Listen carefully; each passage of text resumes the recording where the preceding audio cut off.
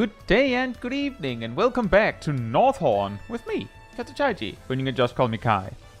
So, I believe we're in instance 2. We're in instance 1. We're in instance 1. And I do think we still have a few spots. Of course, it's often possible to simply join separately, and I guess if we have a bunch more people, we could just make an alliance raid like we did last time. But yeah, we're going into Northhorn for about a full duty timer. It's about 3 hours.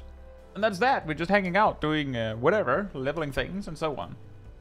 You know, that's it. Hey Nosha, hey Kaj, hey Aradil, hey Volter, hey Naomi, hey Jin Monica, hey Intersackboy, hey Fila, hey Alice, hey Crusher, hey Mistel, hey Lana, hey Rust, hey Jet. Hope you're all doing very well. And hey Bread, and Kubamana, and Shinoda. Hope you're doing very well as well. It just says I was the one lost in instance 2 for too long. Ah. Yeah, I wasn't sure if what you meant was that we were in instance 2, or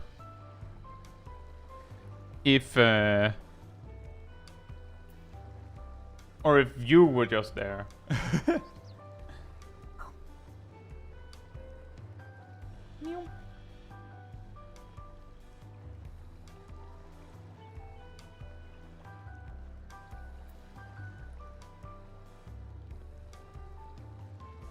The Haunted Mask and Sardonicus.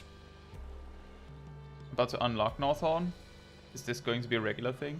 I don't know how many times we're going to keep going Sardonicus. Right now it's still kind of like new content, so I feel like it's fun to check out. But I don't know how, like, maybe I'll figure out doing something else. But for now, this is what we're doing. I don't know, but there's still plenty of content in Northhorn, even if I'm not there. Have you gotten the Moonfire mount yet? Yes, I have. Very quick quest, actually. Nothing to do in it. Weird. Not really.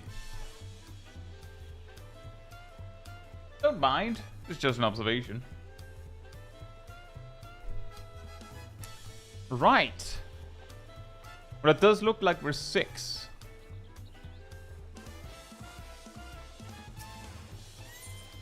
I think we'll just go in as we are. Otherwise, I'll sit here for way longer and then we'll go way over time. Oh, look, there's Jacob. Wow. How random. Nay, a demon to remember. Hope you're doing well. And the reason why we hang out in Tuliholol for this is that there are instances in Phantom Village, but in Tuliholol, you can choose which instance you want to go to by checking the big aetherite. You can't do that in Phantom Village. They just plop you into an instance, and then you just have to hope that you're in the correct one. If you're looking for someone in particular. So that's why we're somewhere where you can actually choose.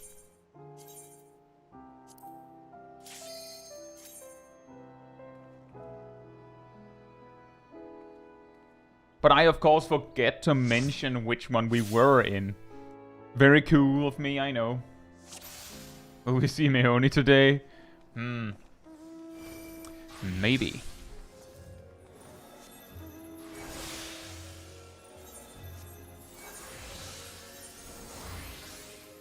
Well, this is not a completely fresh instance, at least. Let's see. What's the oldest players? Been for like 25 minutes. It's not too bad.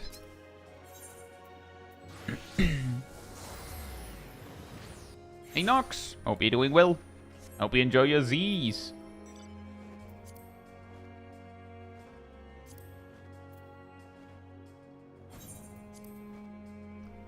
Oldest player. Well, you know what I mean.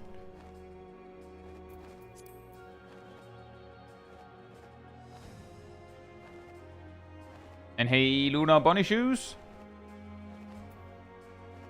Don't think I'm making that.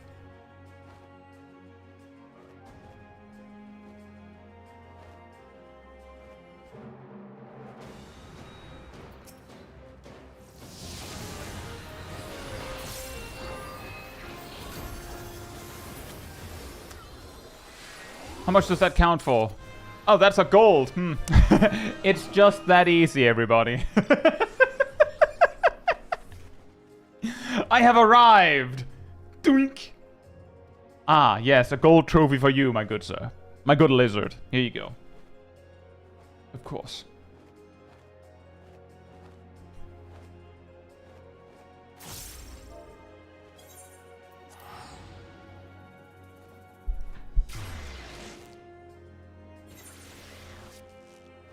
Hey cat, hope you're doing well.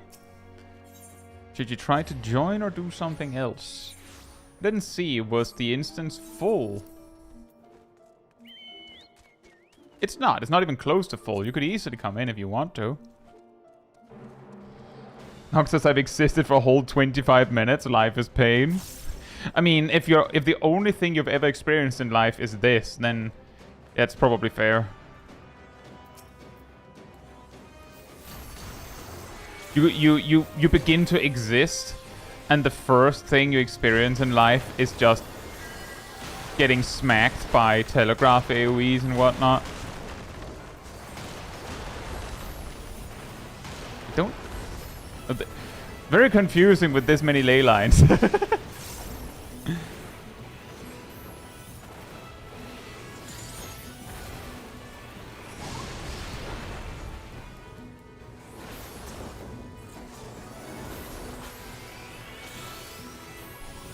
A bread.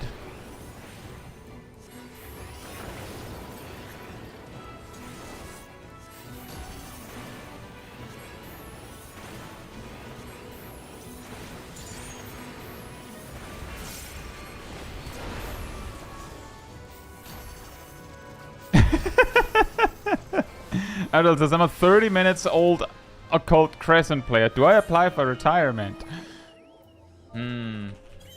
Maybe.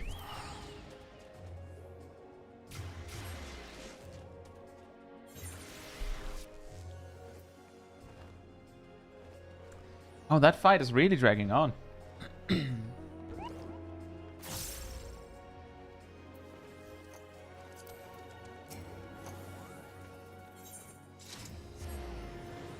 It's tempting to make an EU ult to visit you guys, but then I have to deal with Aussie to Europe ping.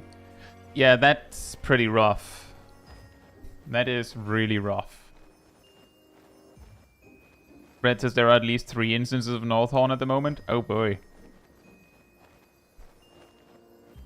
Nestle says I must resist the urge to resub just for the pool float. I mean, you have a couple of weeks, I think. So maybe something else will come up that gives you reason.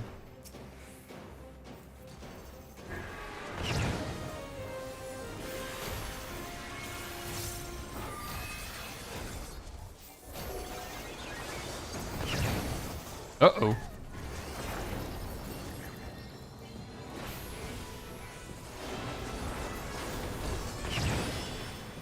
We have Super Devilment at home.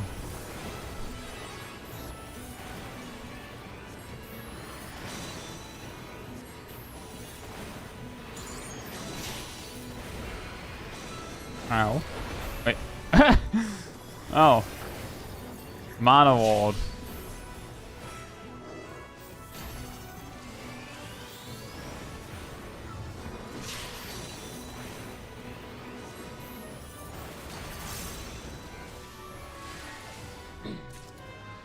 Yeah, Aero 3 is a blue mage spell around these parts. The problem is you need Aero 2 and to be like max level on blue mage to get it, I think.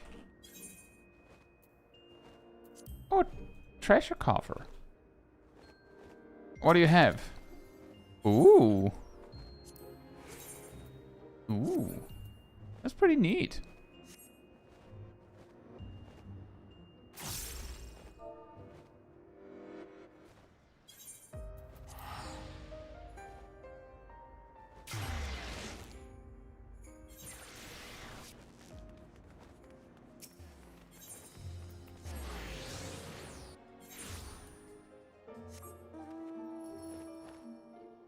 Fearless says I made an EU ult, but yeah, I couldn't bring myself to play with 300 plus ping. Yep, I get it. As you may know, I sometimes stream while on the OCE data center, but I generally only do like really low stakes stuff. Because it's really hard to do anything difficult on 300 plus MS.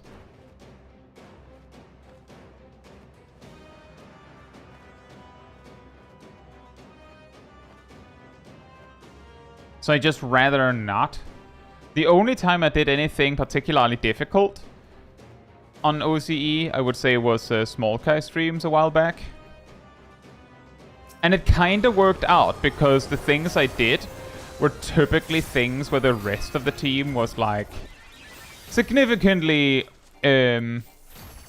over-prepared for the occasion. So I didn't need to be perfect. Hey, Mario Song! No Kai carries the team through you mad on OZE after we beat M12S? That would be pretty funny. Uh-oh. Ow. Guys, I think I might die here. Never mind. I lived.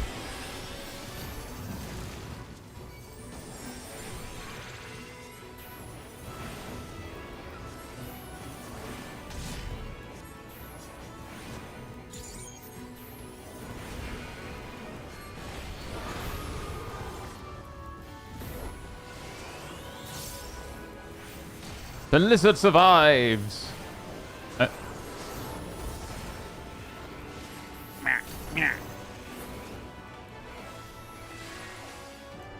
You know, it's gonna be crazy once this this thief is maxed out, because then we can play Time Mage. She notices what server you're on? I am on Louisoix Chaos.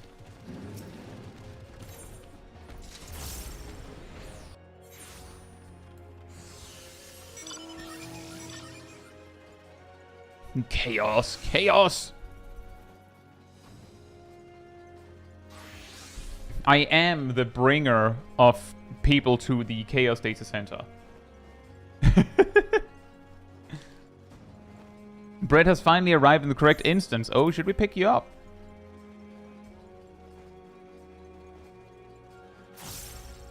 Oh, Crusher's here as well.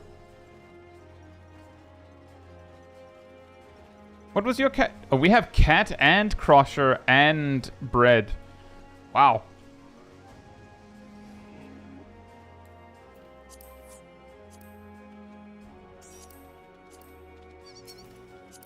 You didn't have to leave for that, Aradel.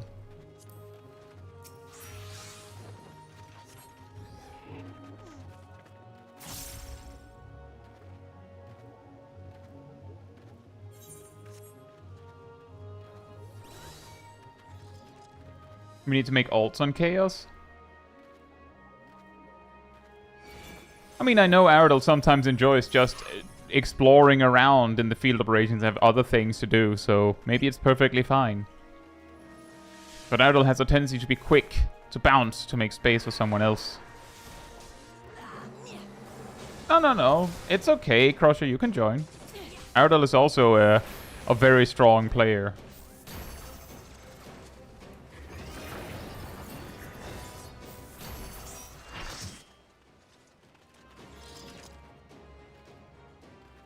Just keep an eye out for the elf. If you see that the elf has fallen down the stairs. It happens when you explore. That sometimes you find stairs and you fall down them. Yeah, pet the elf when you see them. That is what you should do, yes. It would never happen.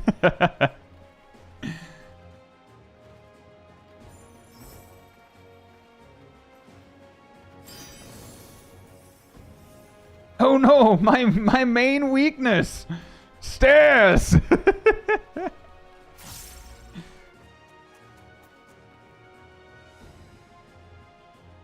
You got blackmail? Blackmail's my main weakness. You should have started with that. A little Legends of Evantris. Oh, this guy.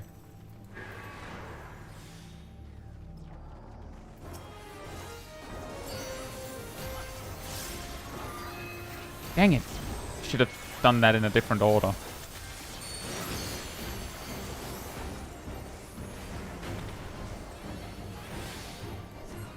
George BFF.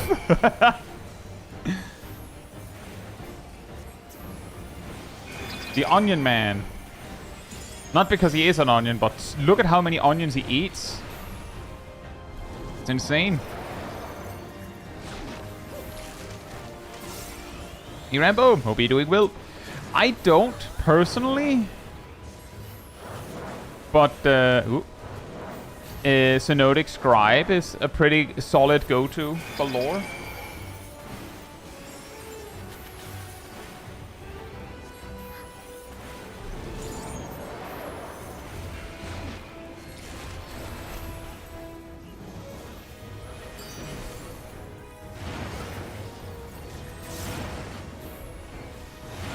Uh-oh.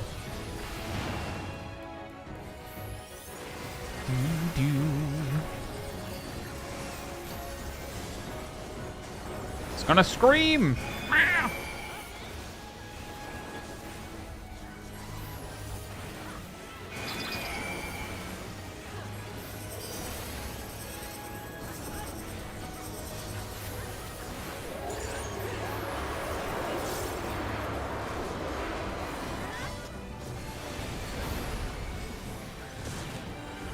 Nom. Nom. Nom.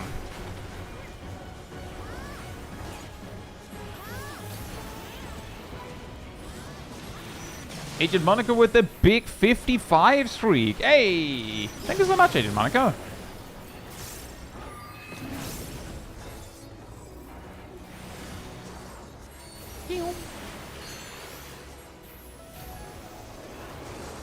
Oh no, he's gonna scream again!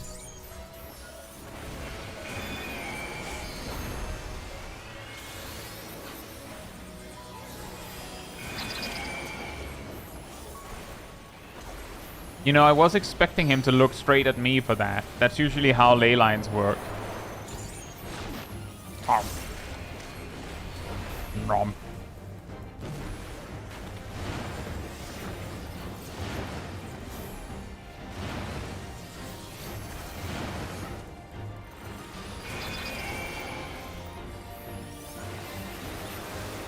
Oh.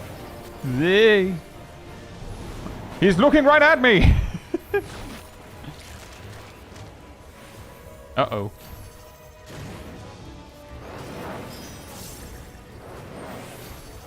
Yep, that is my main weakness. That specific configuration.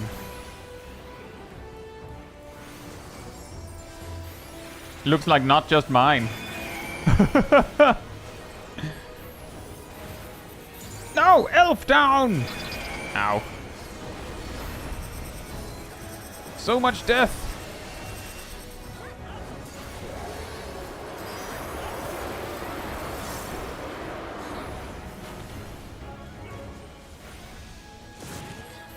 Hey, is Metricon? Why is it easier next to his hitbox?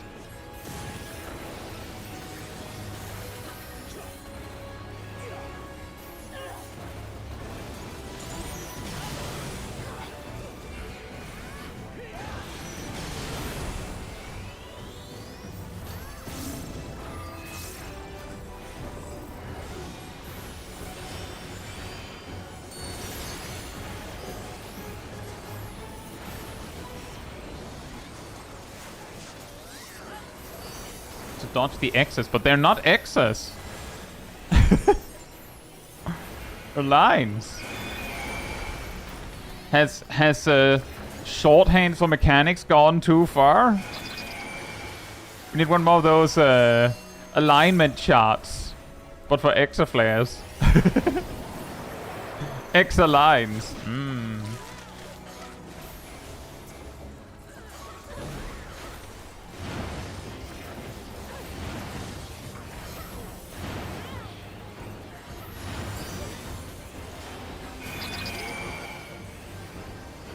Exa-line. Oh dear. Can we kill him before we have to deal with this?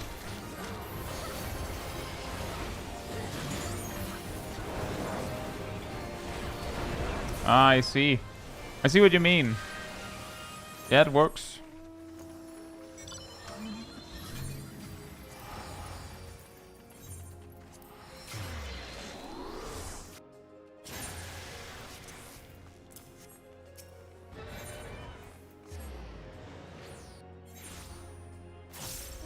And that is a good tip.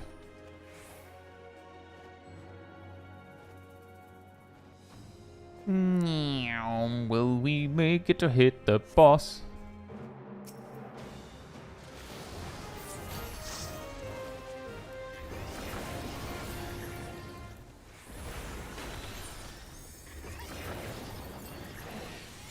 Aerodel, Cat has said that I should invite you. Uh-oh.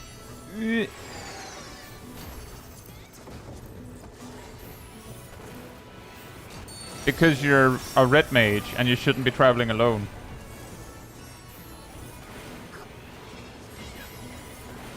I mean, Cat arrived moments after you.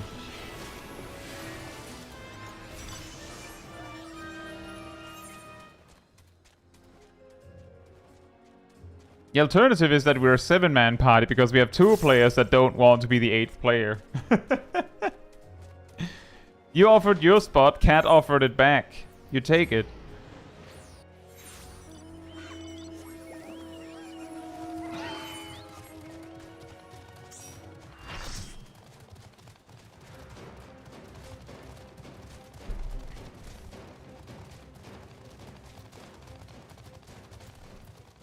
Which fight was it we just cleared?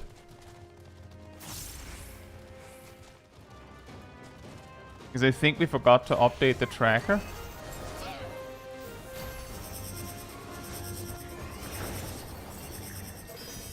What's the big mouth guy called? His critical engagement?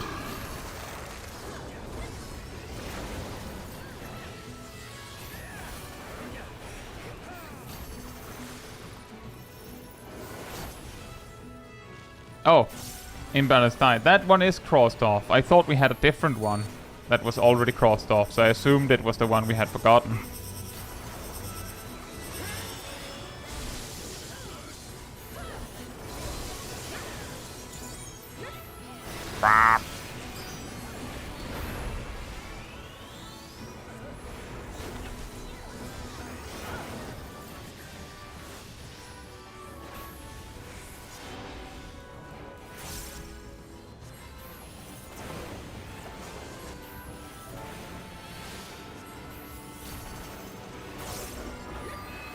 Ooh. Accept no imitators. Ugh.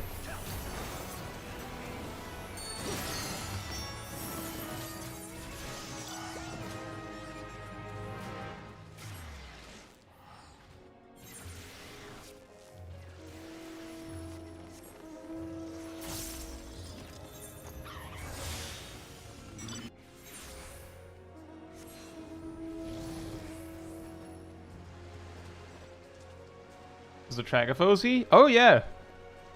The occult tracker. Looks very similar to the Eureka one. And I believe the main thing with it is specific critical engagements and the pots.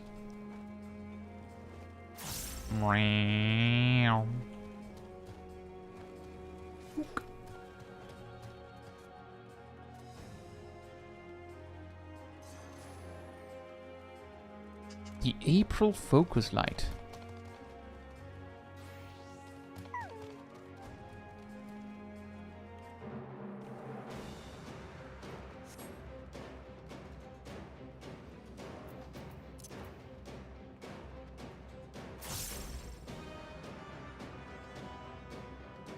You know, it is funny with the phantom jobs that every time I've leveled one, I feel like most of the time,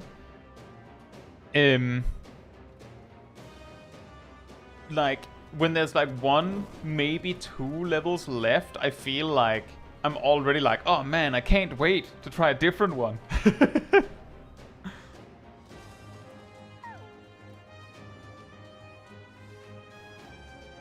It also doesn't help that sometimes the jobs have like 1 interesting button. So once that one stops being interesting, you're ready to move on.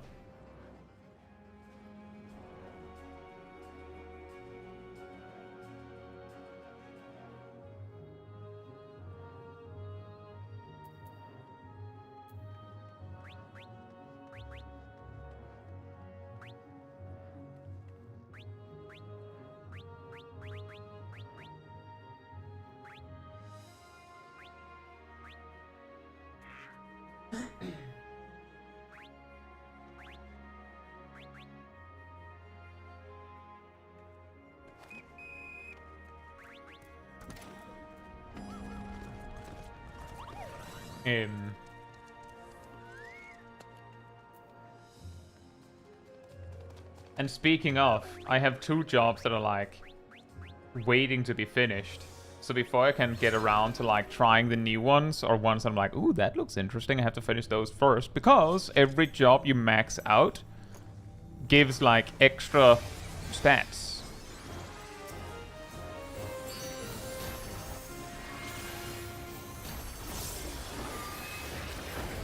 So you don't want to just switch around all the time. I mean, you can, but you're losing out a little bit.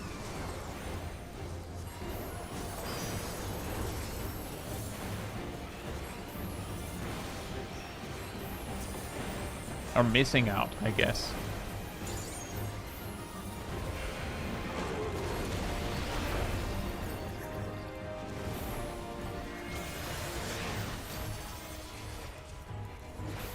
Oh boy.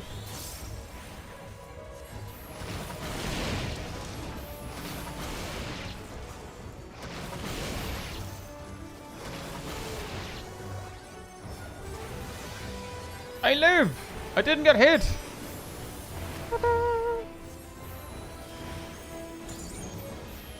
Oh.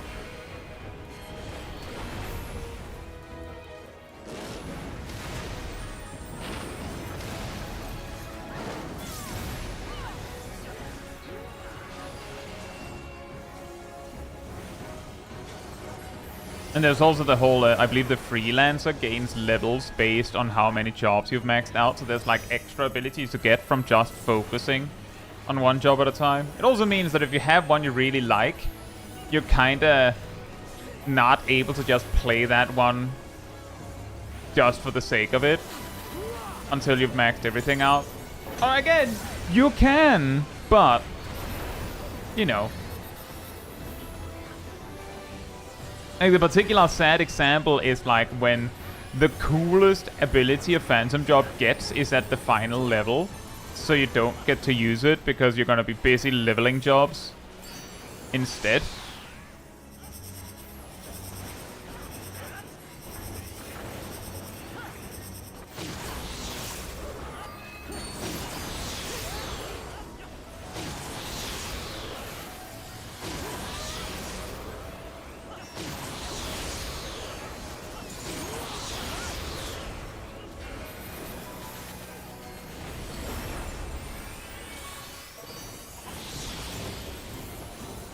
Luckily, the abilities Freelancer gets after 15 are pretty bad. I mean... Ow. The 15 is still a pretty tall ask. I mean, I have 5.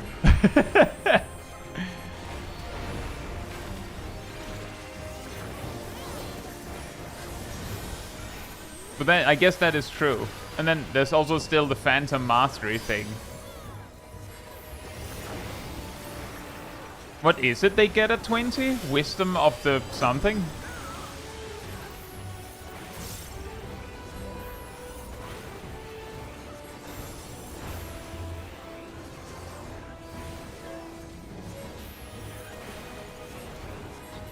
The chest one is useful? Yeah, I believe the chest one is 15 or below. It resets your normal job cooldowns. Huh.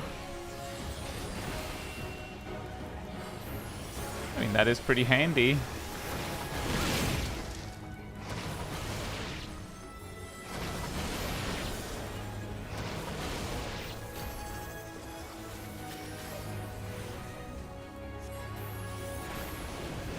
can reset your entire burst, but is that better than what the other Phantom jobs offer?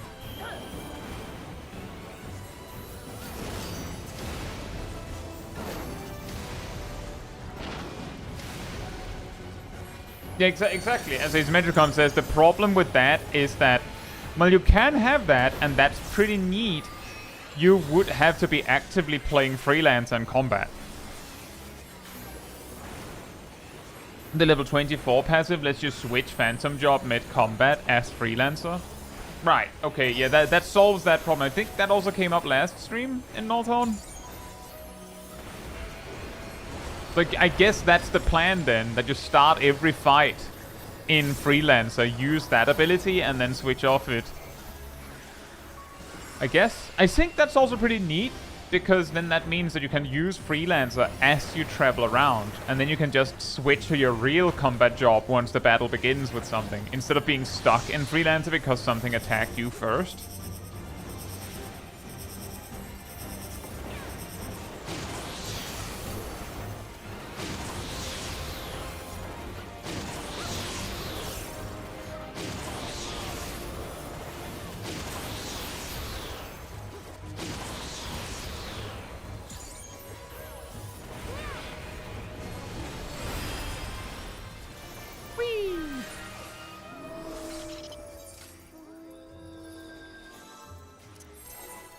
I didn't mean to do that. Well, you have a pull timer now. Congratulations.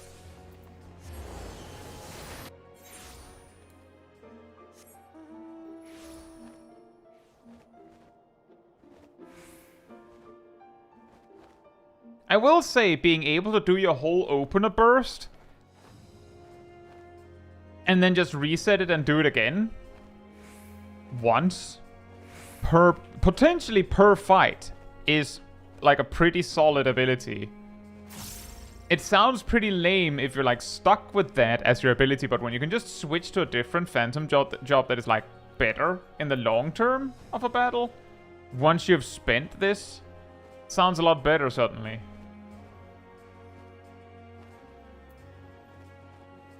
Good, it's just not, I have to rush getting all the jobs leveled good. I mean, the reason why I'm like, you have to quote-unquote rush to level all the jobs is not even so much about that. The problem is just that the more jobs you level up, the more damage you will do, which means that every moment you spend playing a job that you don't have fully leveled, while you could play a job that you don't have fully leveled, is sort of like you could be doing more damage, and unless you need the power of a like slightly more optimized job that you have more experience with, unless you need that,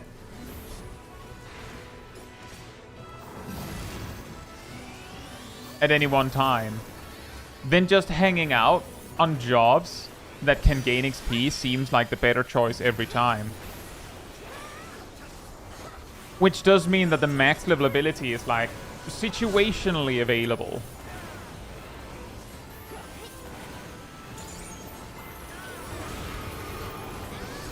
But it isn't like all bad with every job. There are definitely some that have it worse.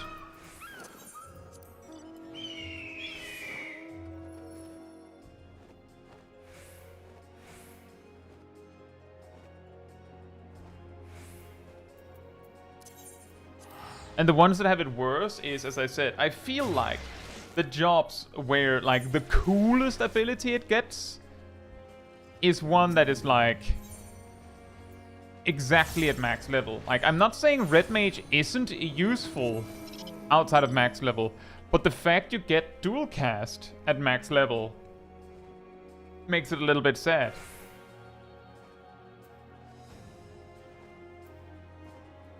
Can we do both?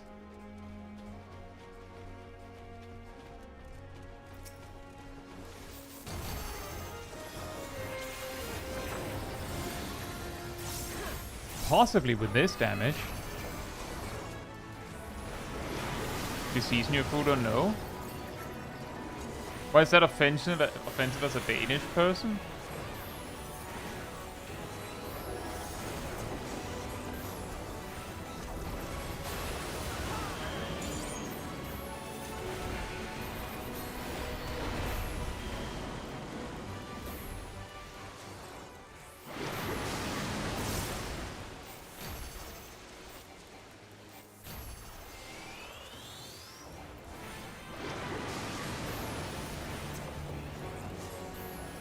Insano!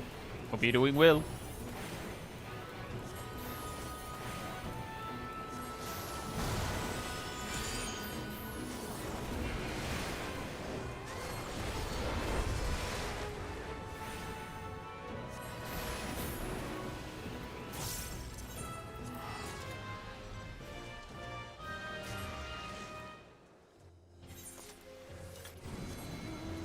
Hey Philippe, hope you're doing well.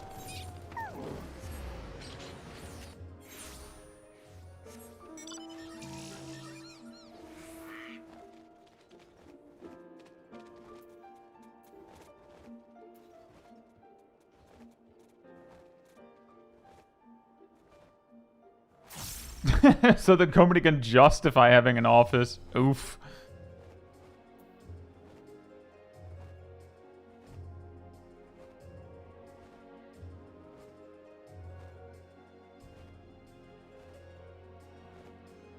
I mean, Rob Guerrero, you didn't answer my first counter question to your first question.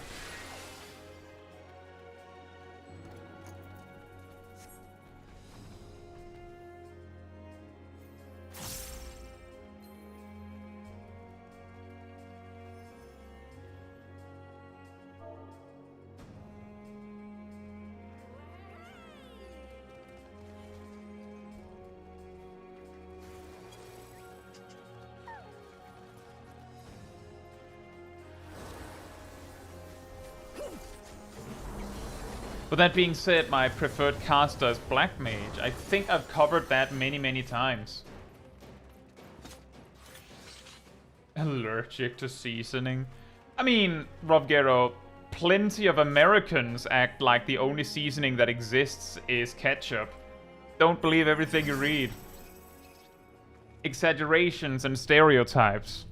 You know the drill, surely. Or ranch, true, Ilana.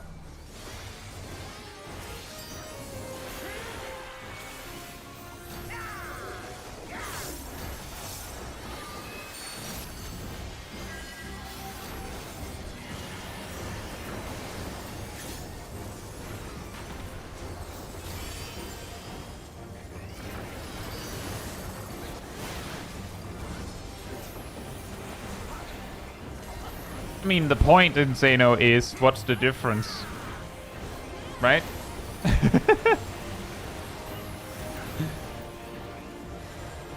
And that's the joke.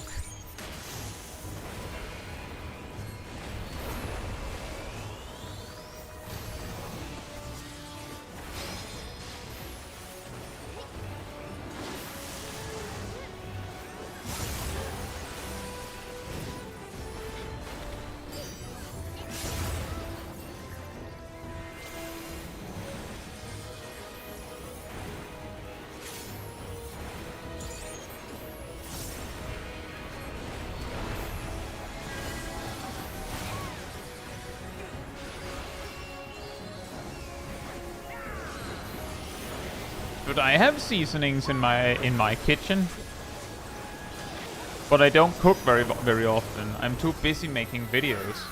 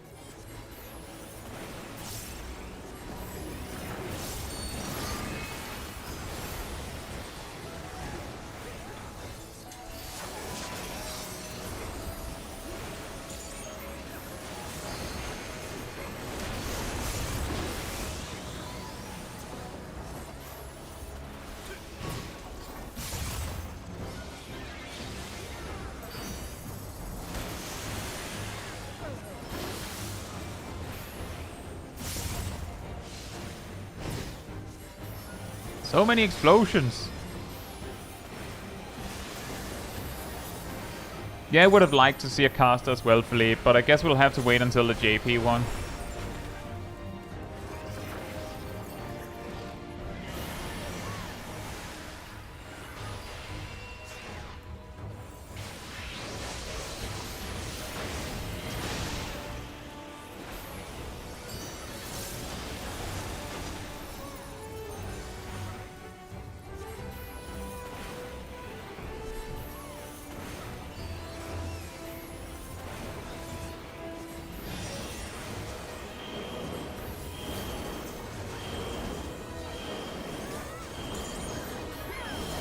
That's the exact same configuration as just before.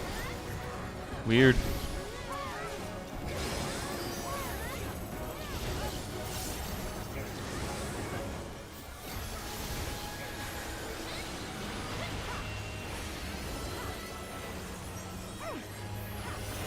The lizard speed is immense. When you bring the nitro fuel, and you can just go speed when you need it as your signature thief ability. Because basically nothing else does very much in these cases. If you remember too, you can get a slight crit boost to start the battle with.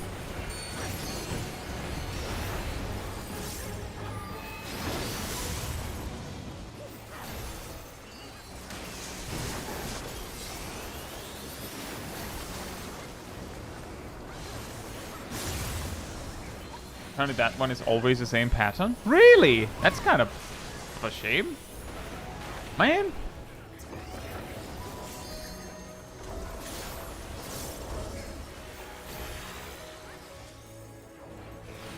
Limit break. I guess it's an option, Rust.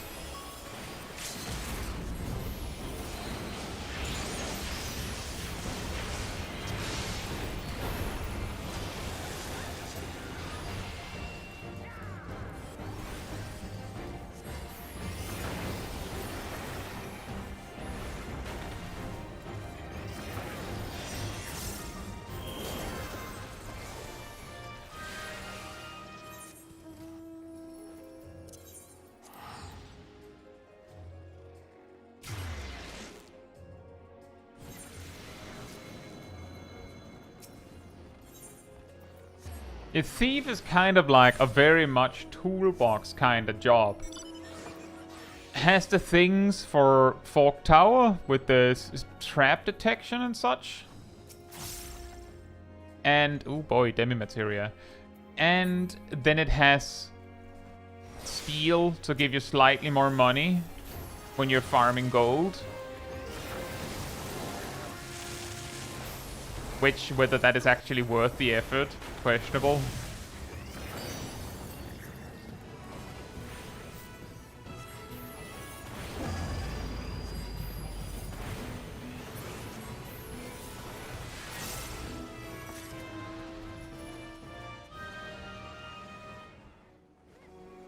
But that's also how I originally ended up leveling Thief, is that I was grinding gold coins in the first, like in Southhorn.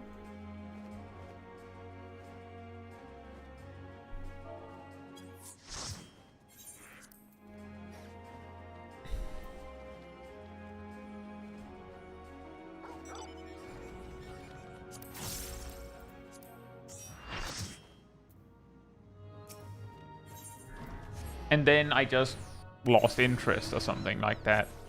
Which is why I have both Time Mage and Thief actively being progressed. It's because I was doing Time Mage for Fates and CEs. And Thief I just used for Steel. And good luck with the Fork Tower Crusher. Nice your sugar. Hope you're doing well. We're doing very well. We're getting some good XP in. Ugh.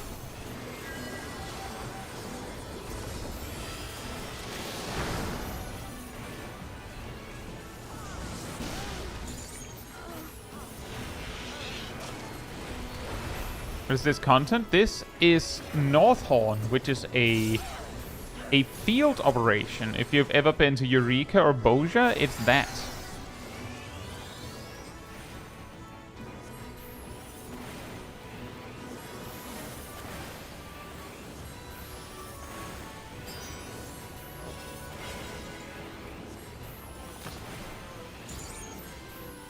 This is like a big zone with some unique mechanics, like this phantom job thing. And you do like fates and so-called critical encounters with like secluded boss battles in very large groups of players.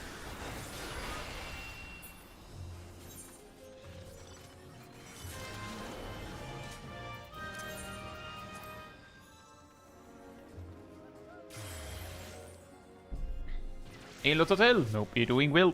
I just started proccing Fog Tower Blood. That's the first Fog Tower, right? Is that difficult to do now? With presumably everyone being in Northhorn instead?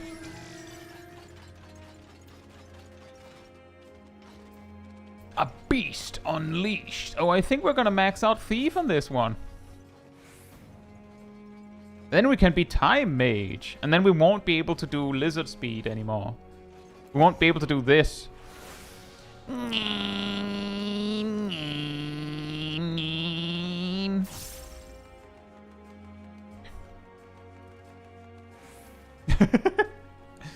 I'm a Phantom Thief Black Mage.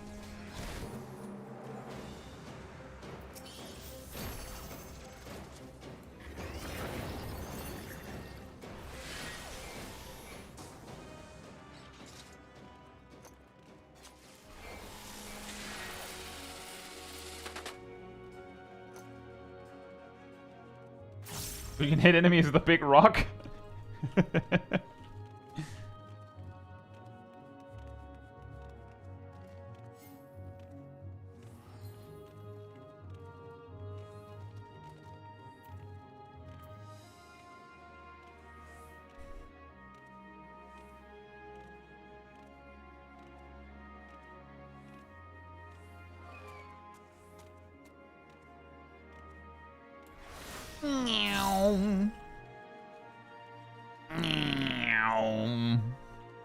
Elf. Lizard. Bunny. Cat.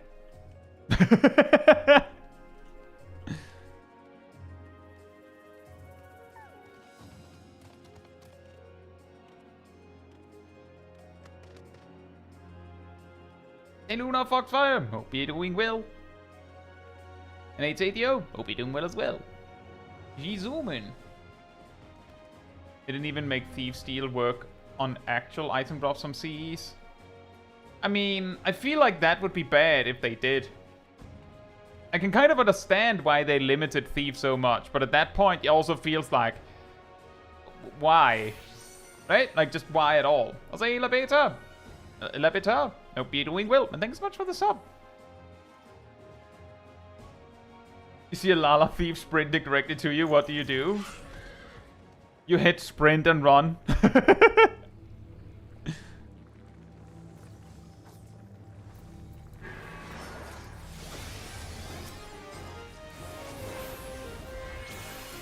It's the Kabi that ate its greens and its proteins.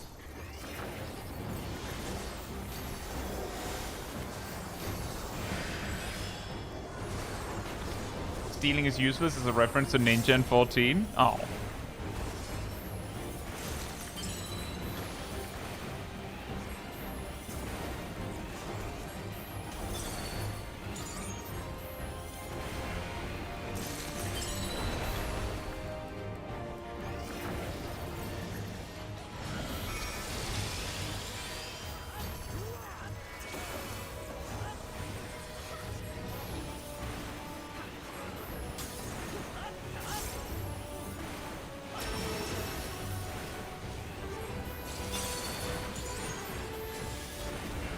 Oh, there were two correct answers there. Huh.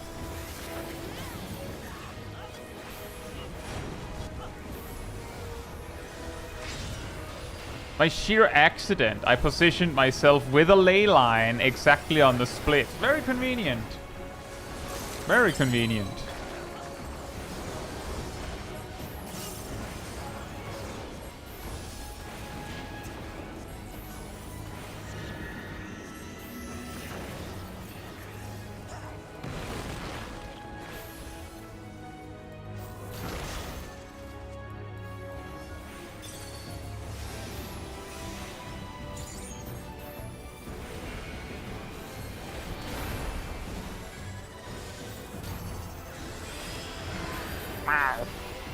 It's just a Final Fantasy 1 thief.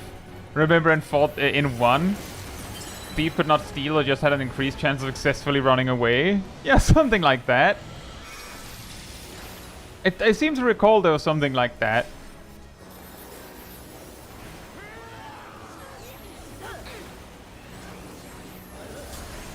I think this is good.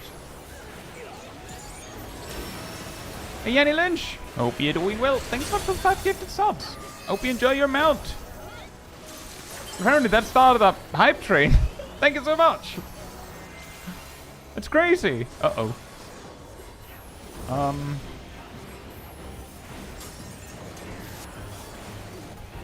Nope.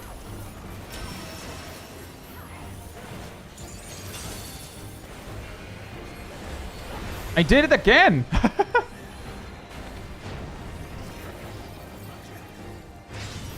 I'm glad that they helped you, Annie Lynch. Thank you so much. Hey, Merciless Dragon. Hope you're doing well.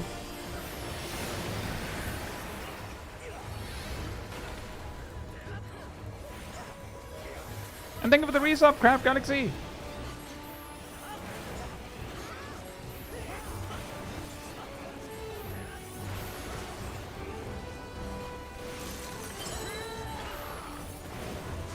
It's Leyline's placement skill for you. Thank you so much for the cheer, Lana. Uh-oh.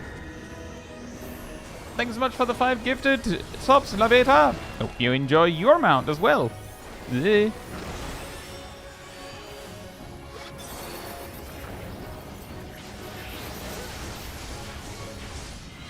you so much. Oh, my last triple cast stack ran out.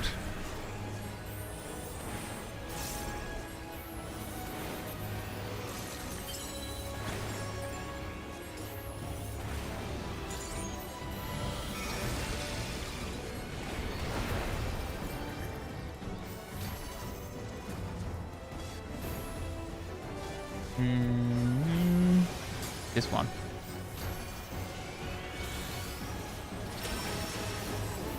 No, thank you so much, Labeta. I stream at rather specific times, so admittedly, if that just doesn't match with someone's schedule, I can see how that would be difficult. But thank you so much.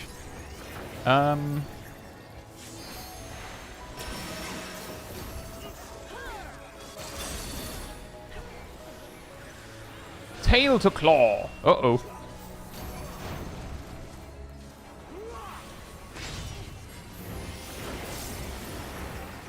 And a sonic howl. Sonic boom.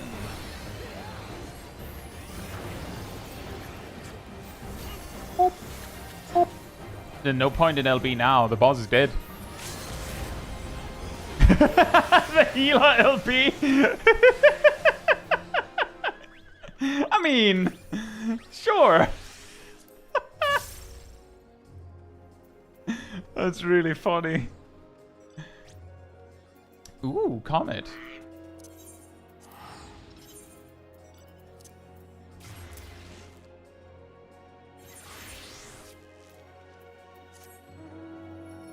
I'm now realizing there was no reason for me to do that. And see, this one, you can just swift cast that. But that's probably the reason why it has less potency than the summoner ones. More cast time as well, is you're supposed to do that.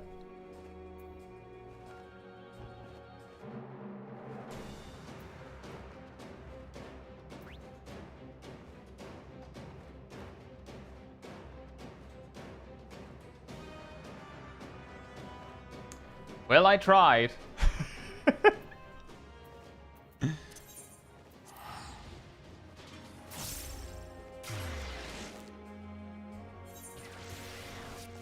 Phantom Summon is amazing with Paladin because of Fight or Flight. Well, see, the thing is, Enochian makes Black Mage better at that. That's 27% instead of 25%. But yet, Paladin is a solid choice for it too. It's just Black Mage can just send it at any time. Except don't do it during ley lines. It's not worth it.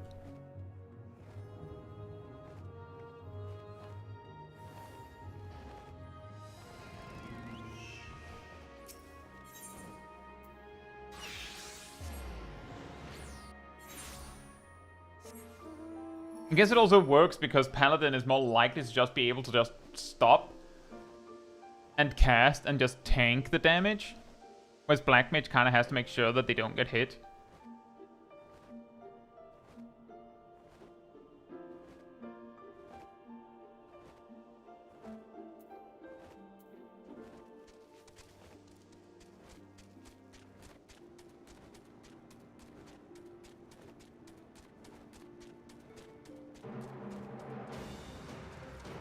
Ow.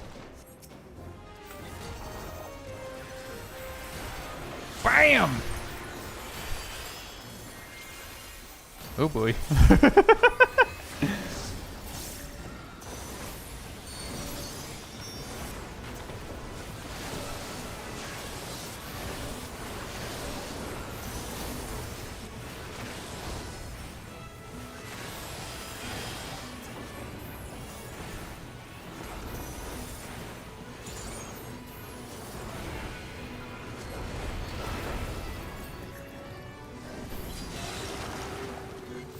Yeah, I do remember that, Insano.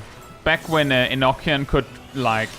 It had a cooldown, which was effectively just a way to, like... fix it when you goofed it. You could get a free pass to, like, get back on track. Like, once a minute, I think it was. New hype train emote. Wow.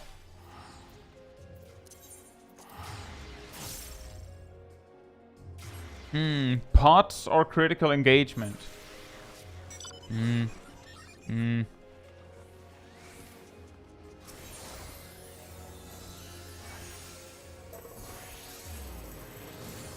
Where is it that spawns again? Is it where you're all going?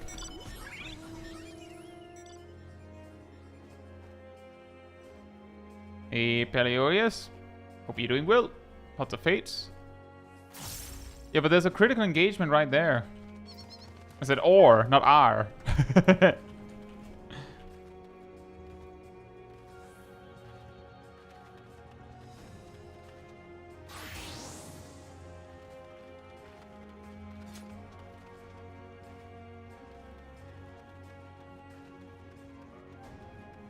I mean, it was more. It was not quite like that insane. It was more like you had the way it worked before they like.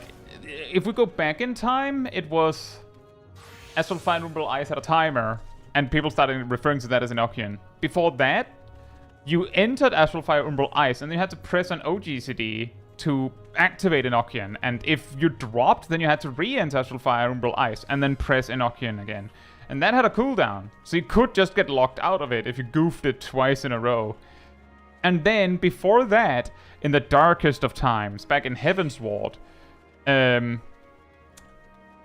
Umbral Hearts didn't exist. Enochian had a duration, and it was refreshed but made shorter on each each sequential refresh made the duration shorter, and you refreshed it with Blizzard 4. And then you know, of course, had to, you know, make it last until your next opportunity.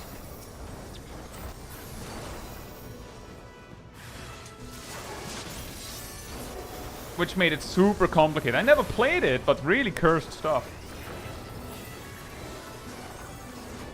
Also, I see that Twitch says that it's ad break time. Hopefully not all of you get yoinked into the hole of darkness. But if you do, I'll see you in a little bit. I'll do this. Not really a good opportunity to take a short break with all this combat. Will we get a pot, though?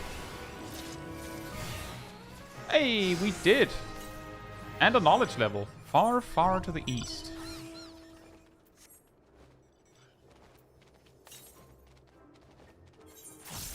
Far, far to the east. Also true as Metricon, you couldn't even use Blizzard 4 or Fire 4 if you didn't have Enochian active.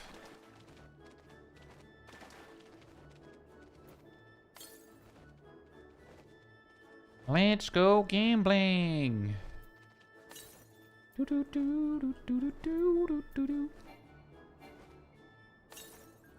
Northeast.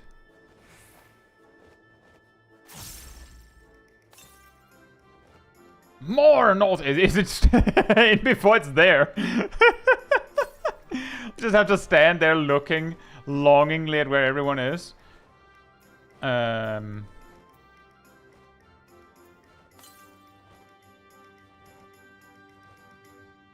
Hello.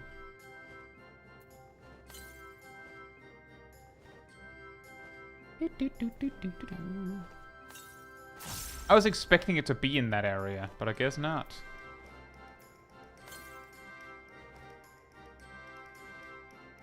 Hello? Bronze chest. And it's in Pot Pursuit. And it was a materia. And a little bit of gold. Gold! We got gold!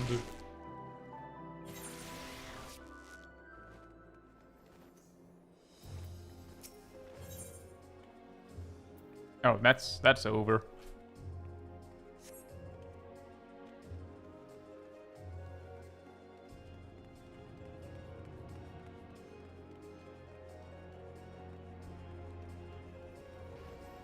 Nope. Was there anything left to buy that I didn't have unlocked?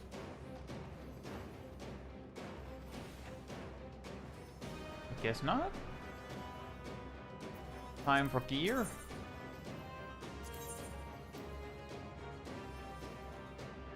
I'm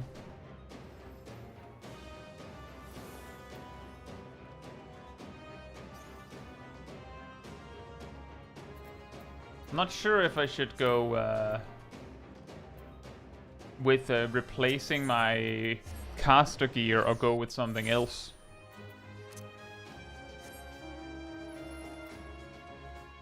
Because I was thinking tank could be good, healer could also be good a little bit, although I guess in some ways you'd rather just be a phantom healer at some times, or some points.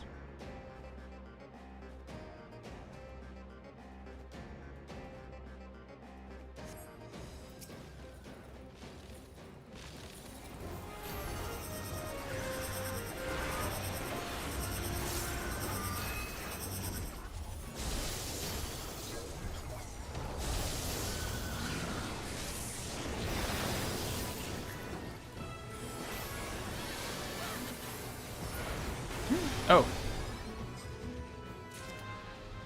Didge.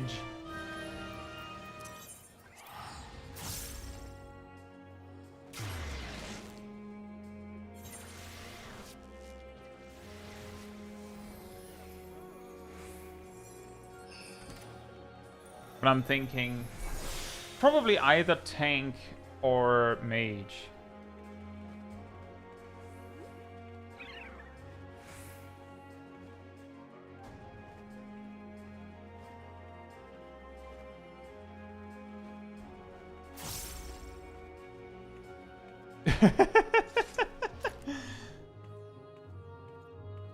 The Lizard Gathering Circle.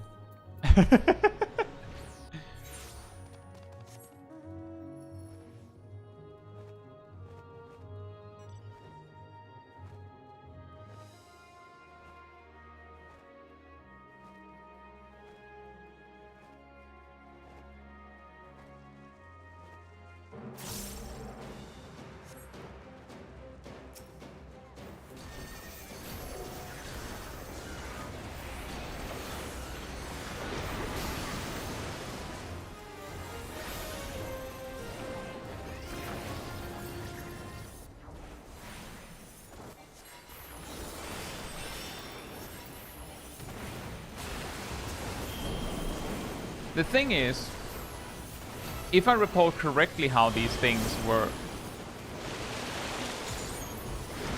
you can somehow upgrade, or rather change the upgraded Southhorn gear to upgraded Northhorn gear, but you cannot change the unupgraded Southhorn gear into unupgraded Northhorn gear in any way. So I'm sort of in an awkward spot there. I could eventually get the currency and such to upgrade the caster Southhorn gear I already have. So it would probably make more sense to get unupgraded Northhorn gear for a different role.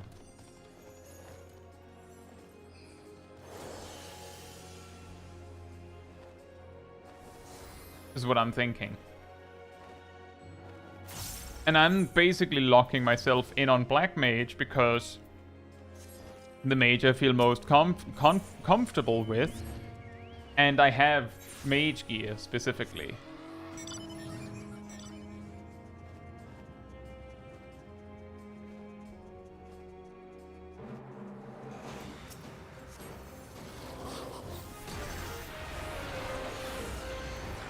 Oh, wait a minute. I should use my meteor, my comet in ley lines. What am I doing?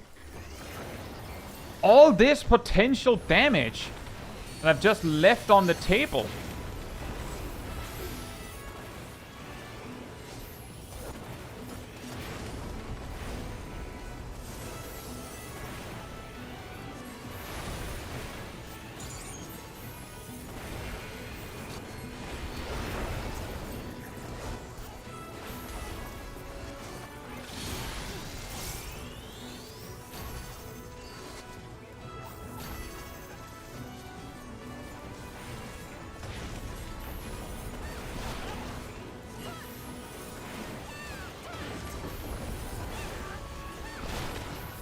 Honey, you left your damage on the table and you can't pick it up.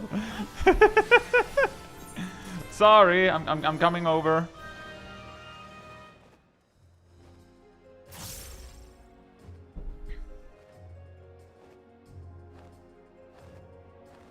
I think on that, based on what Rost says, I think what I'm gonna do is I'm going to buy tank gear. And then we have some options.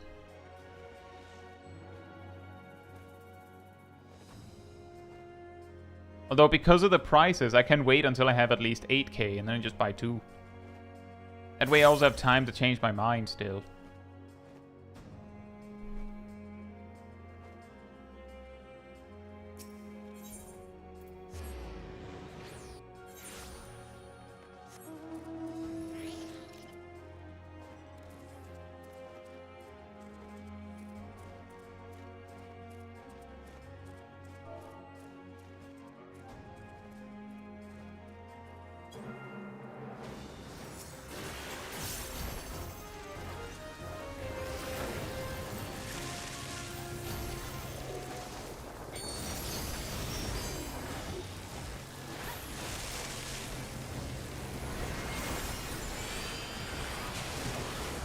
Shorter cooldown! Hey!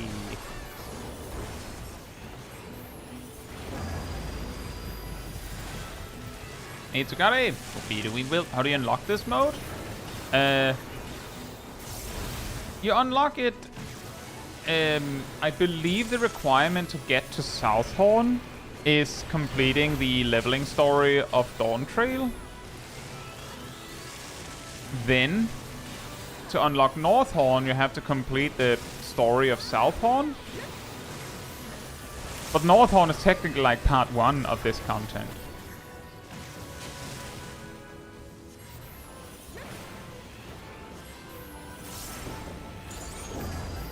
It should be unlocked in connection with the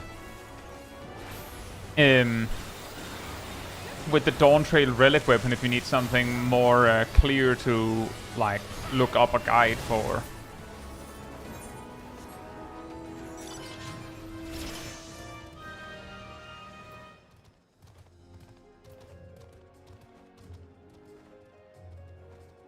Hey Seraph, hope you're doing well. The stream is manning good.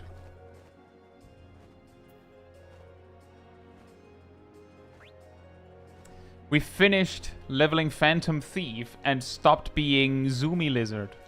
And instead became Meteor Lizard.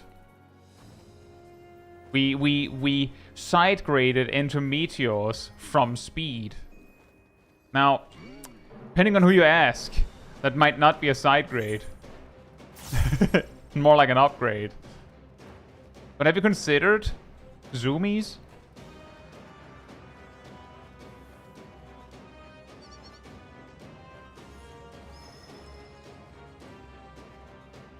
Meteors are pretty fast. A good point. A very good point.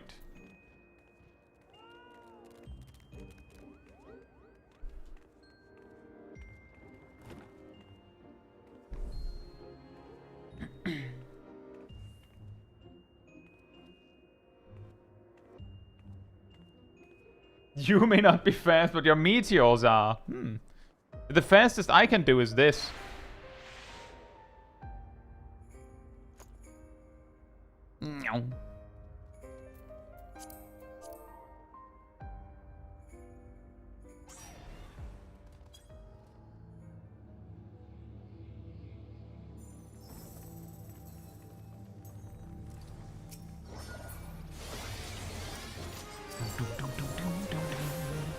My god, it's the Alabaster Man!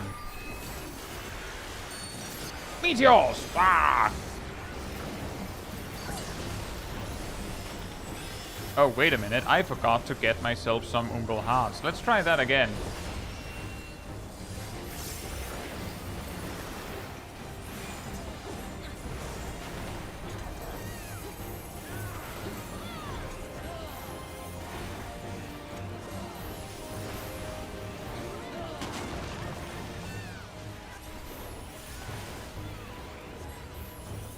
Wow. Oh my.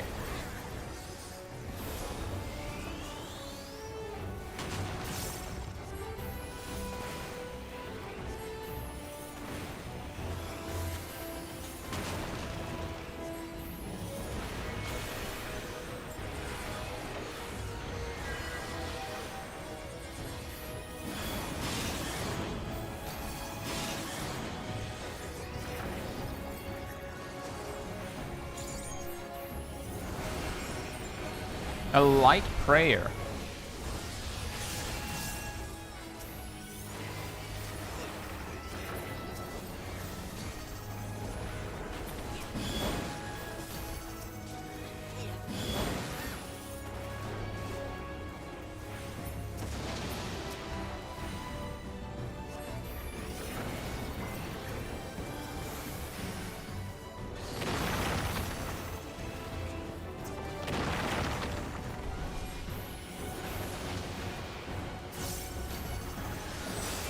And meteors! Ah! Splat! So funny with the mega elaborate staff spinning motion and everything.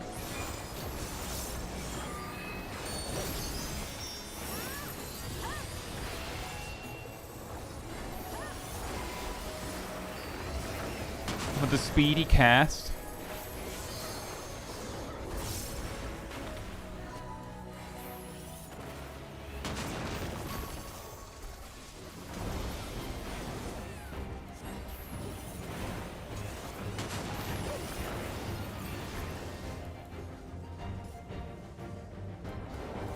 Oh.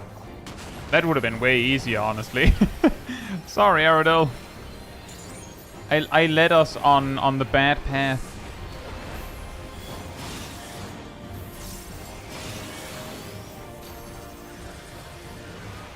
Meow.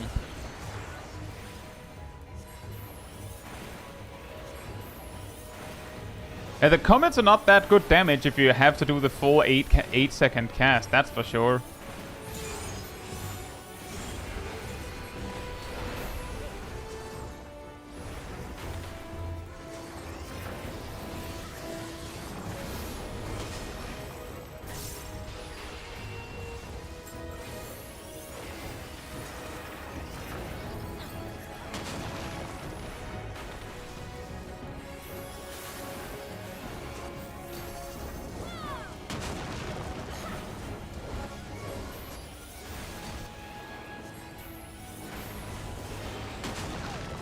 Ow.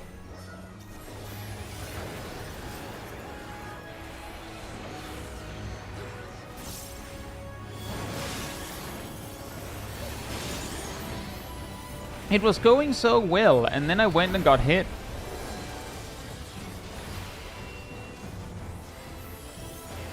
And went and took the damage.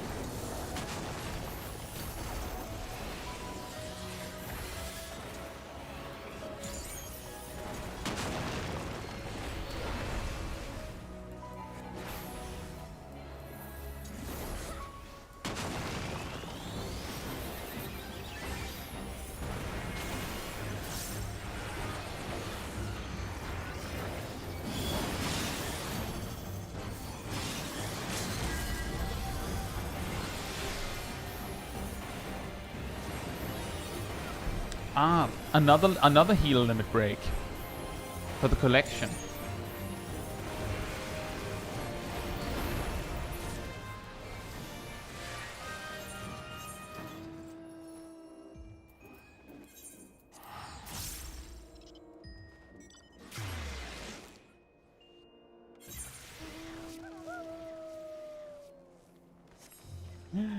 We already have a fate spawning again.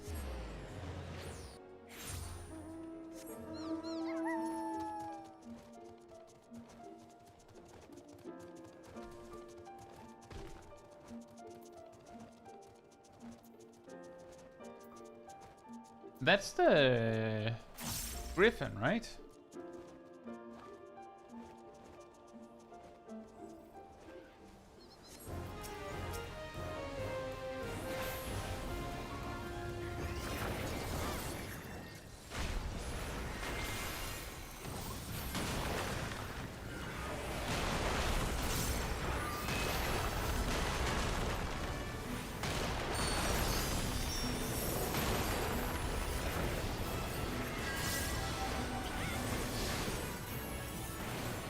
It's fine, Nosha. On my end, I'm mainly just putting down the ley lines quite aggressively to be able to do Meteor with a shortened cooldown.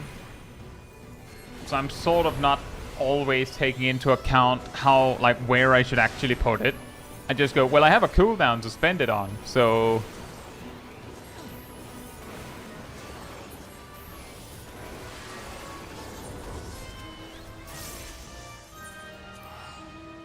Mayhem, hope you're doing well. We're just getting started.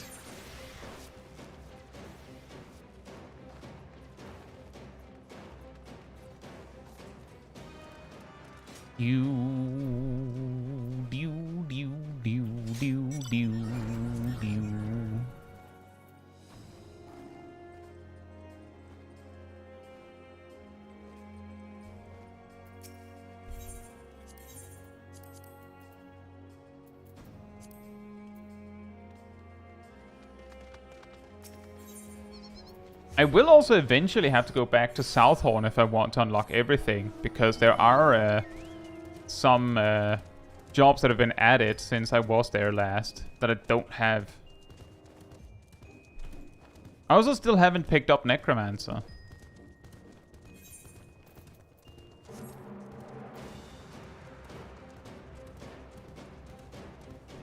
That random drop job unlock.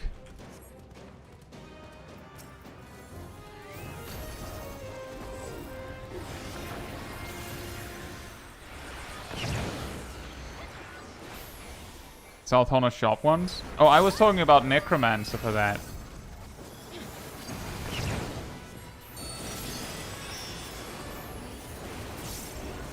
And I don't have the gold to buy them.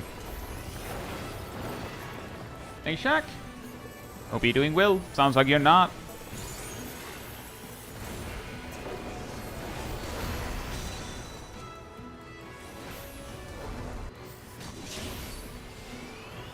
Necros North and it's a drop? I know. I've done it a few times, but as I said, random drop stones be like.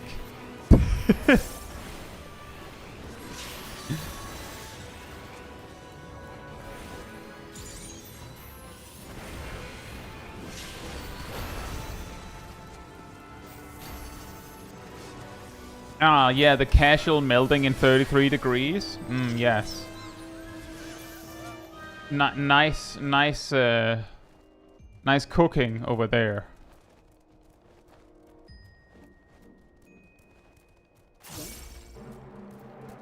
The burning down the house, or everything burns. You pick.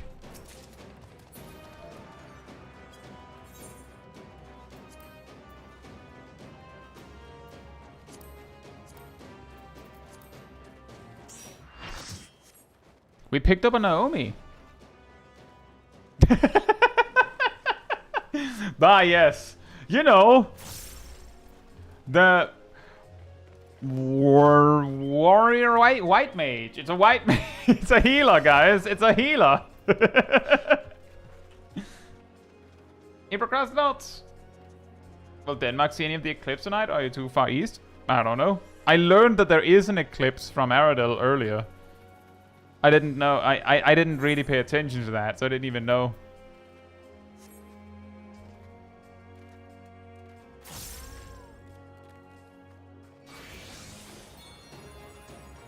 I don't know.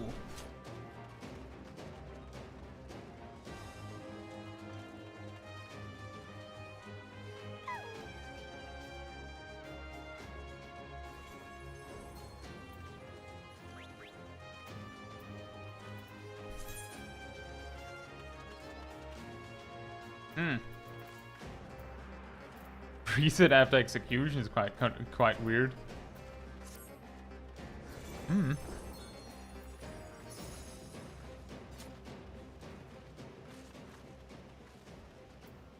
Oh yeah, I do remember a Cold Quick. We used that for some Mythbusters ages ago.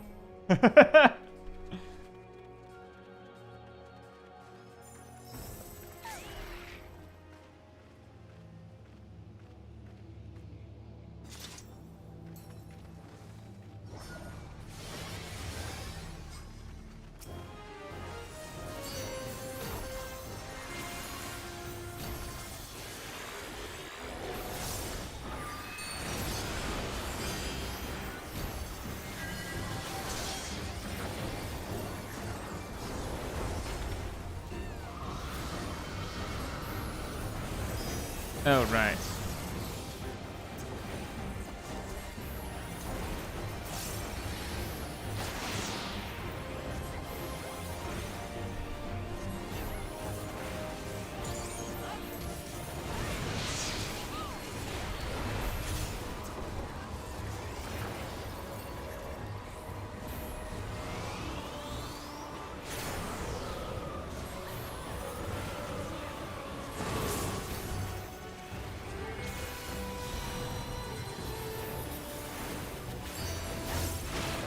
Ow.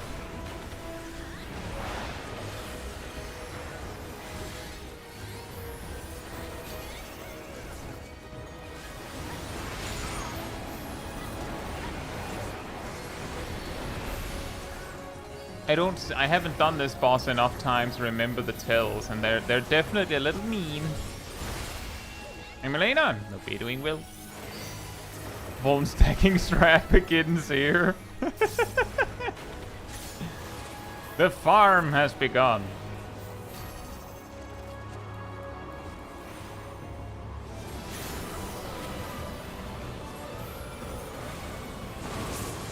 Uptime badges.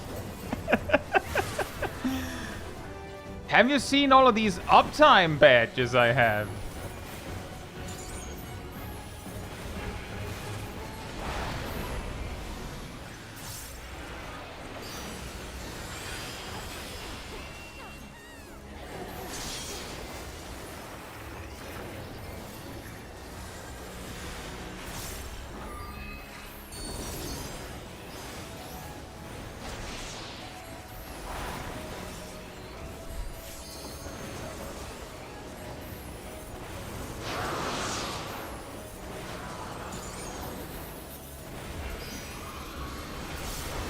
Have you mayhaps noticed my immense uptime?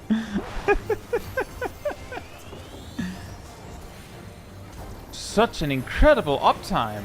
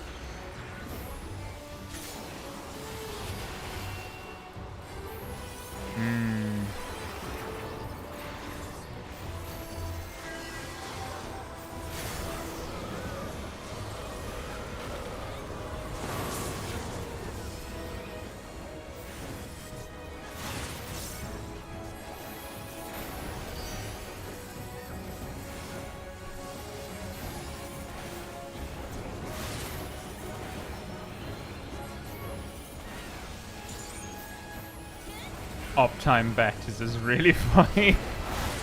Ow. I got another one! Ow.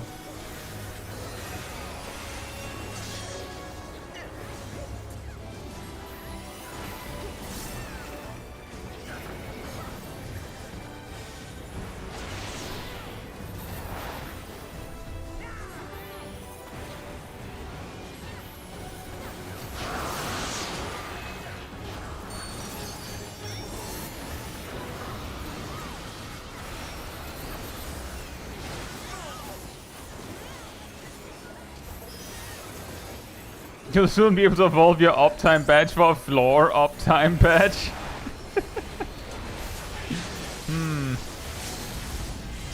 That doesn't sound as good.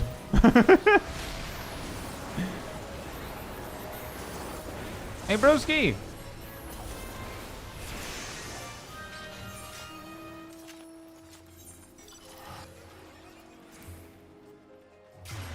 It's pots time, everybody.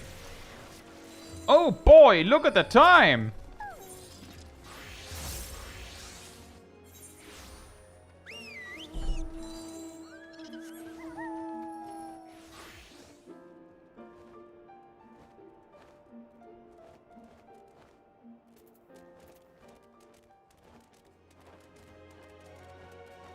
It's pots o'clock.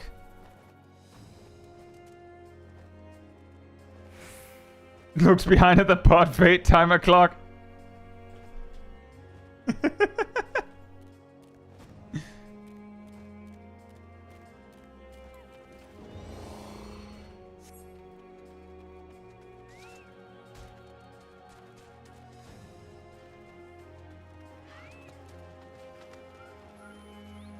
Ego dance. Hope you're doing well. Has the clarinet dragon spawned much? Nope. Not today.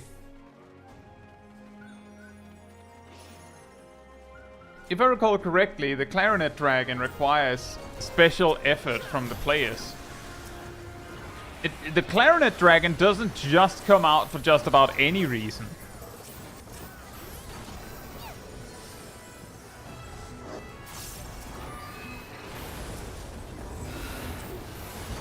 It really needs to understand that there's a concert and it is needed. Otherwise, why bother?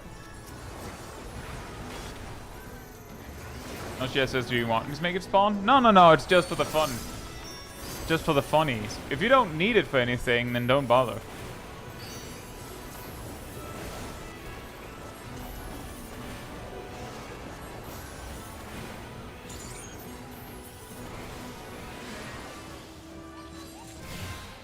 Hey! Ah, far to the northeast.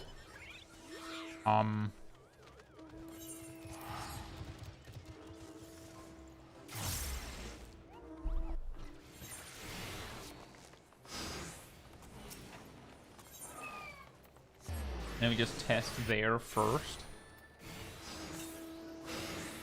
Far to the northeast. Okay, let's try there. Hey, Tom! Hope you're doing well. Okay, it might be like there. There's a horn tree near. It's going alright. We've been pretty lucky with the pot spawns. Free extra treasure! Yoink. Ooh. Oh.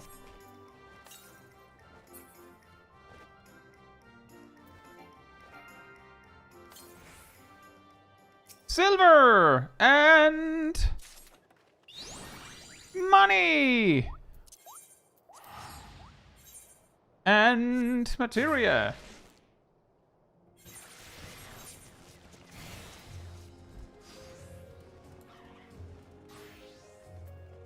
Hello? Give me that! Yoink!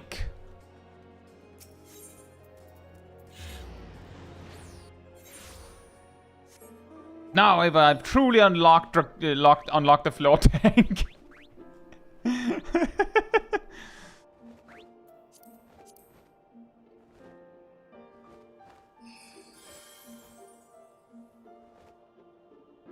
Oh no, I think our buffs are running out.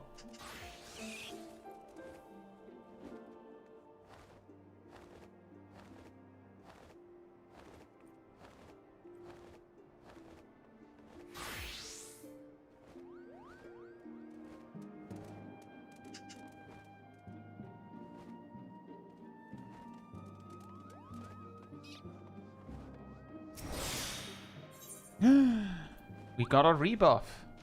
Thank you.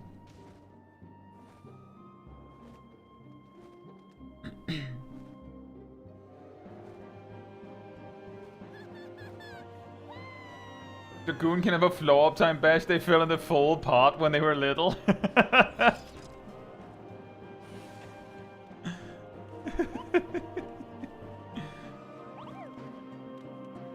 They're just completely covered in Vuln stack badges. AKA uptime badges.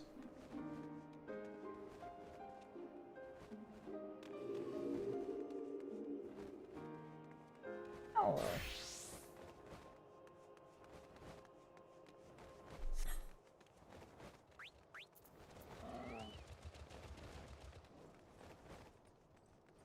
Well, that's kind of whatever for just regular exploring. So what you're saying is that level 4 doesn't do anything. Oh. And level 5 means that we're switching job.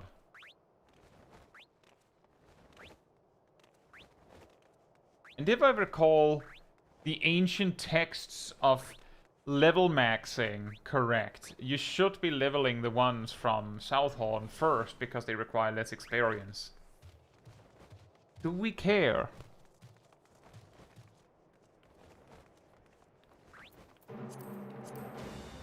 I don't know if that will even be a problem. Who knows how long it'll take to finish this time mage. I don't remember how much the last level is.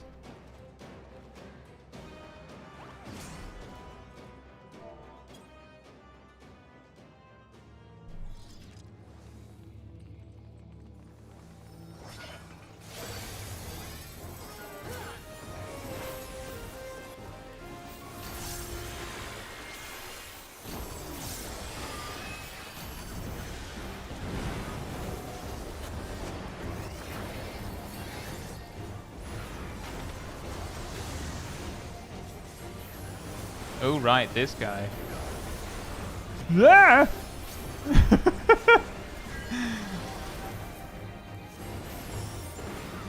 When I moved the last half a second of leyline I had, everybody. Really, really retrace maxing over here.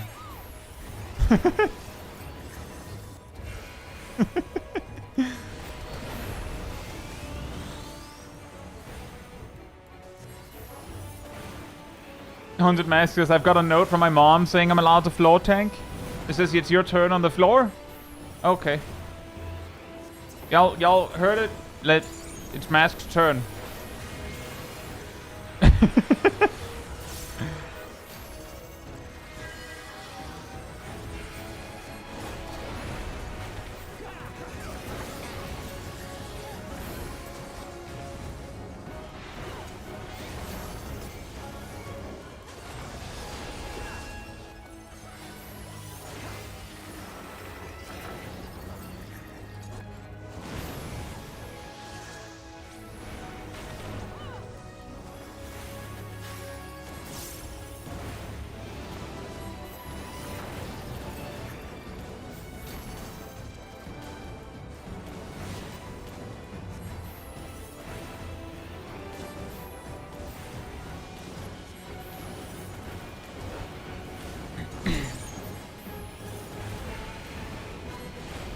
the level 4 ability for Time Mage is, just in case I understood, and just in case I didn't misunderstand, Ross, the Time Mage level 4 is a dispel for the enemy, not yourself, as in remove a buff from them.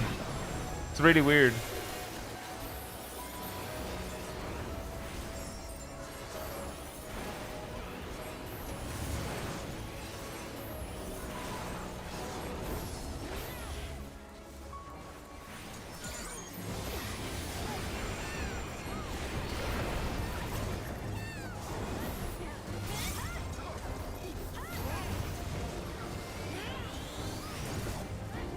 Exactly, like the eerie sound wave for Blue Mage. Or the original version of One Ilm Punch for Monk. It's really funny how Monk used to have an ability that did like some really wacky stuff that is Blue Mage exclusive nowadays. And the weirdest part is that Blue Mage has 2 of those abilities, and both of those abilities that Monk used to have was the same button. It's just that both of them became like unique Blue Mage actions. It's just that it got changed, then it got changed, then it got changed. Nowadays what remains is 4-point Fury. I'll say yummy!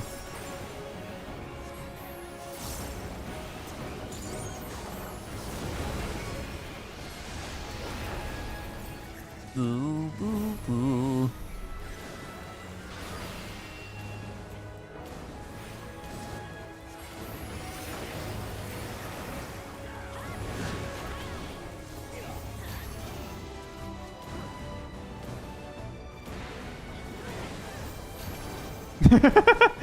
Ah!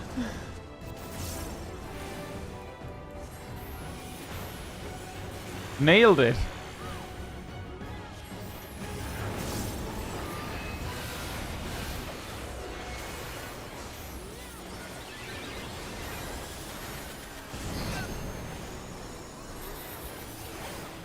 Hey, classified. Hope you're doing well.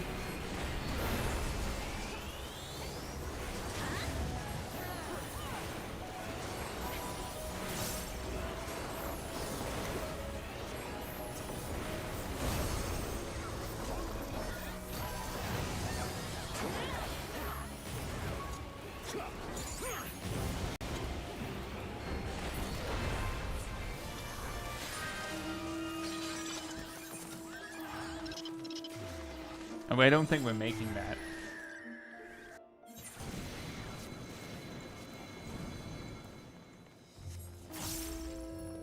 Nah.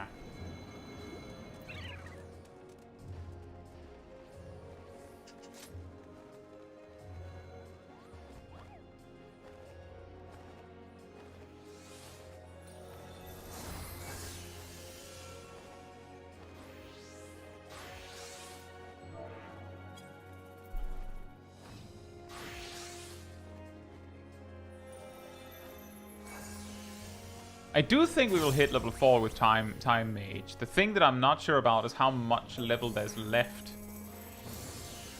after, because it seems like the amount of XP for each level can vary quite drastically on Phantom Jobs.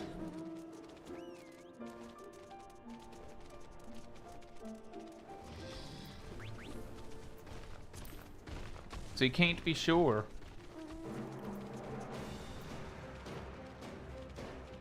The Griffin returns!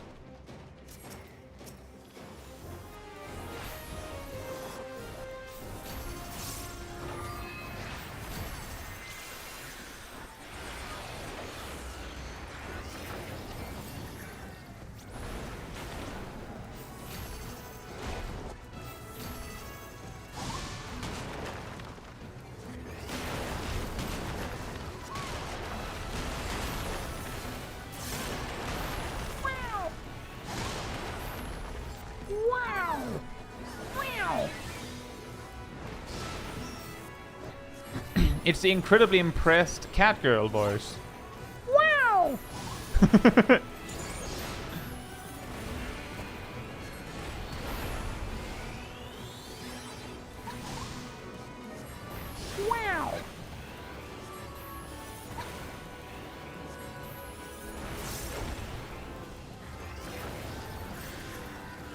Meteor! Wow!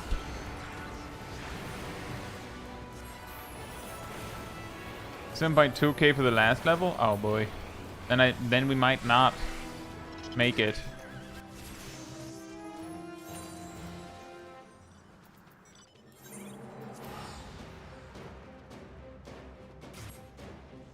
But we did hit level 36 knowledge.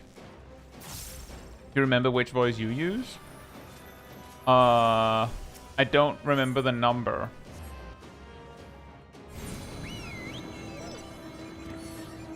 I do feel like it's one of the less common lizard voices. Hey folks, hope you're doing well.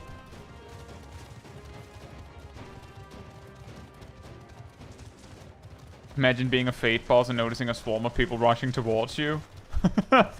Ah, another beautiful day in Northhorn. What's that I hear out in the distance? That's a lot of footsteps I'm hearing. Oh god, what's that?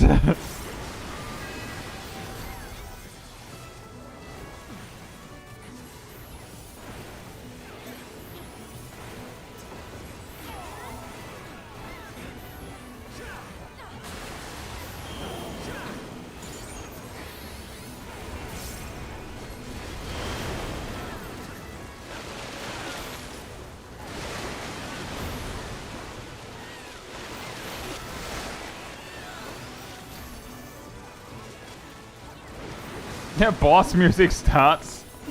You just hear calm, serene music, like a calm morning.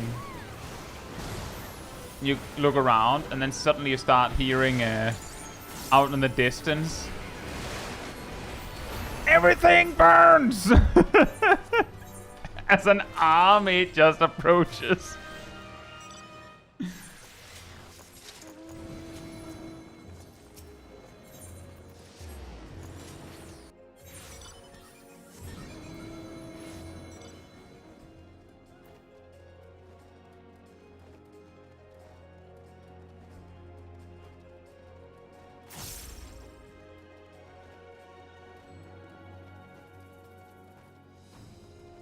So like clips will hit soon? Ah, I sure hope that means it's gonna be a little colder.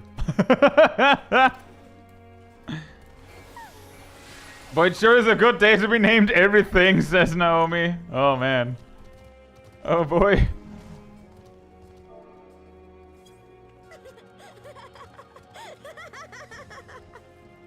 Boss starts hearing machinations. Oof.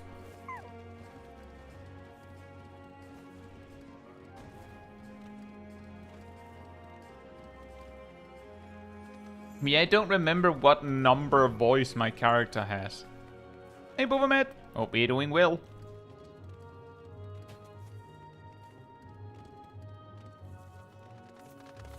Oh, I finally hit the level that we're supposed to sync to.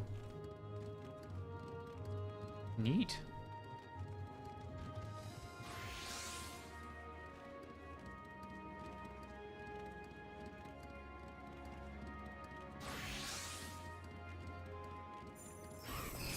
Upgrading a south piece would cost you 3.6k silver and 4.8k gold. Buying a new north piece and upgrading it would cost you 7.6k silver.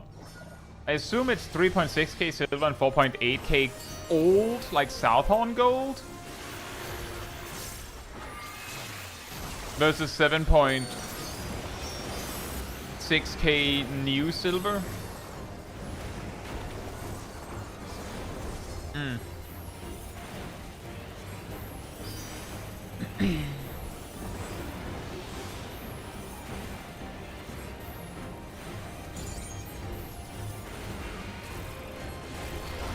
It does sound like the uh-oh. Ow.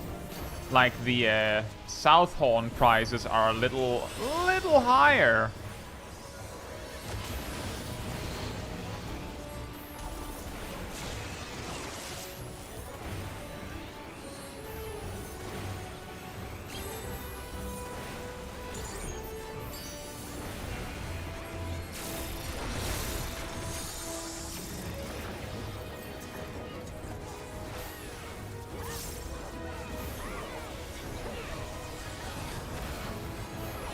What am I doing?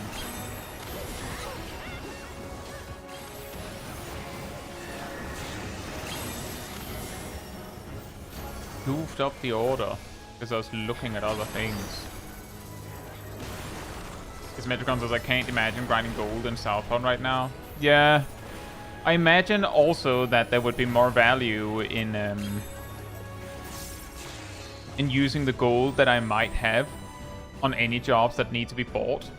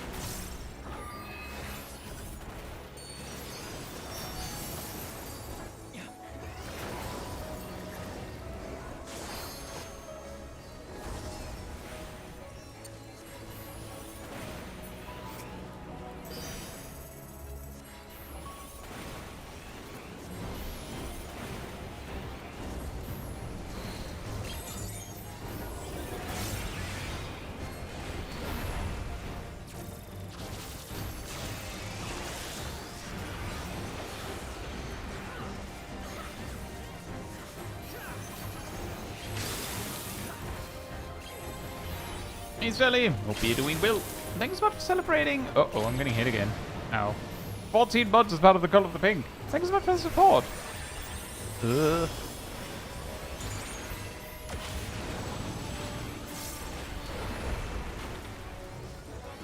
40 Danish man. That's me.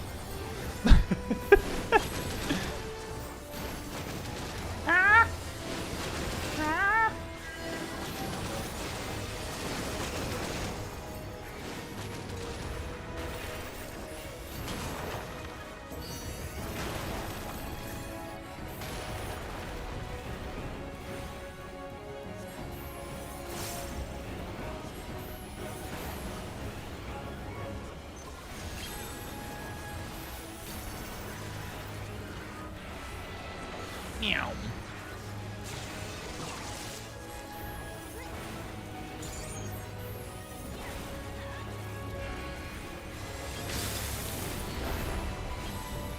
Uh-oh.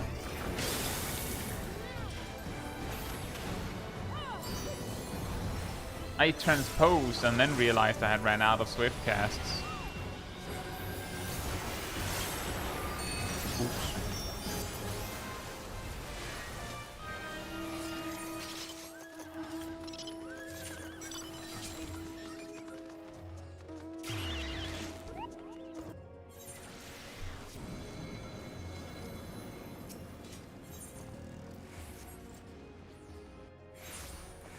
+1 fun time stack.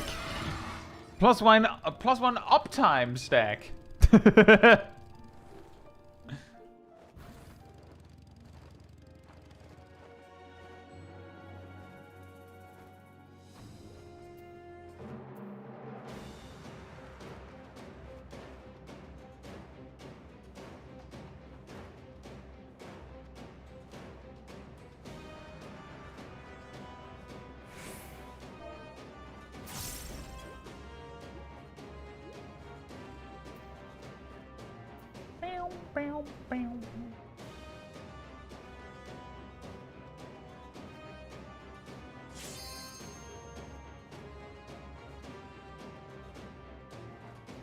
The hero Northon needs, though not the one. Not the ones its white mages want.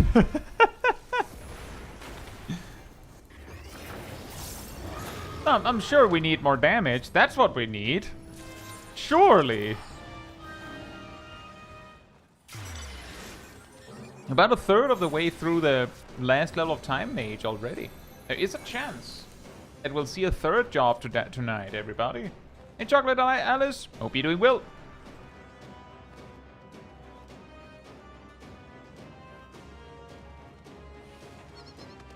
Watching someone northing their horn while I spend over an hour crafting a Fight Club submarine.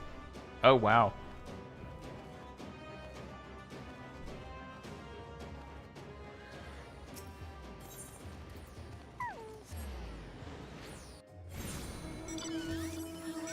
Damage is something a lot of people in Northhorn lack. I guess. Is it that bad?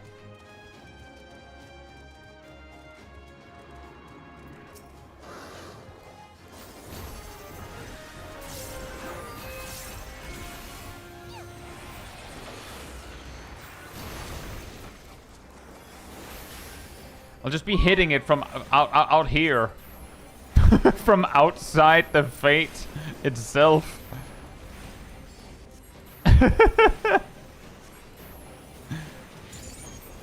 They call me the artillery mage.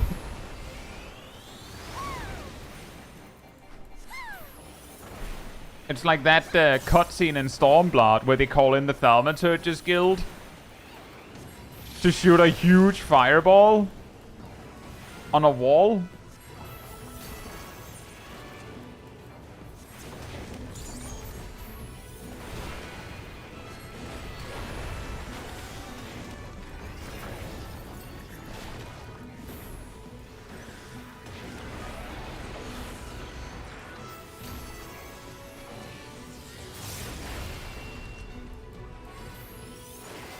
I'm pretty sure I was safe and then decided to walk into the AoE right there.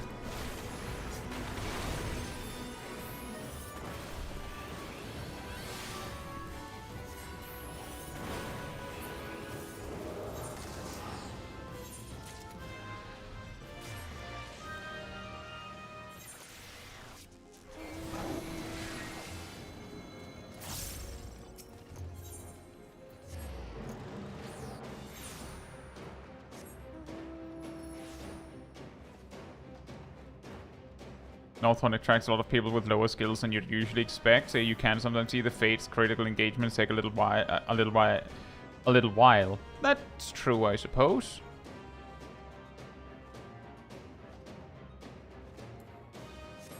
I think it depends on which skills they are, Sackboy. Like, for example, let's say that your regular attack, like your own attacks, does like, I don't know, 50k per cast, right? And then like they get boosted by burst cooldowns. If the Phantom Job's attack does 100k or 200k, then spending the time on that is probably better. It kind of depends, right? I'm pretty sure that a Paladin's Imperator, just for free, gives you the Occult Comet instant cast. But at the same time, that would mean that one of your blades and your blades combo will not get the boost. But that boost is 500 potency. Which, relative to the Meteor potency, or Comet potency, it's better to get the instant cast Comet. And the Comet, being instant, is like gonna replace a filler GCD. You're gonna have a slightly weaker blade at the end, like the Blade of Valor is gonna be a little bit weaker probably. But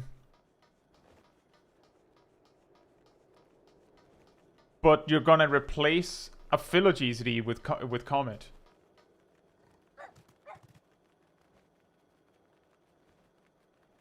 And your red mage can dual cast the Comet. Black mage can swift cast and have Enochian to get a constant 27% boost. Things like that.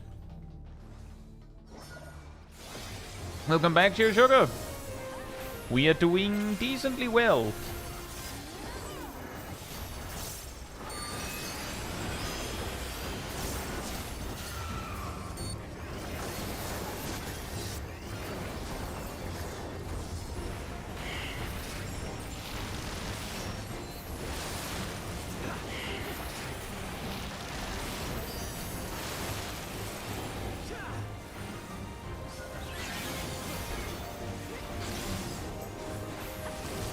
Swing Schwan.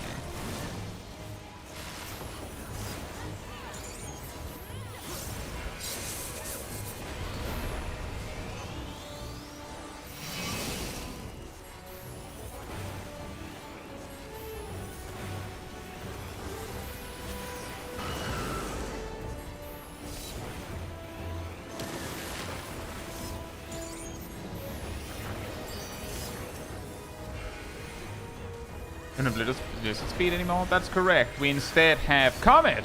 Wow.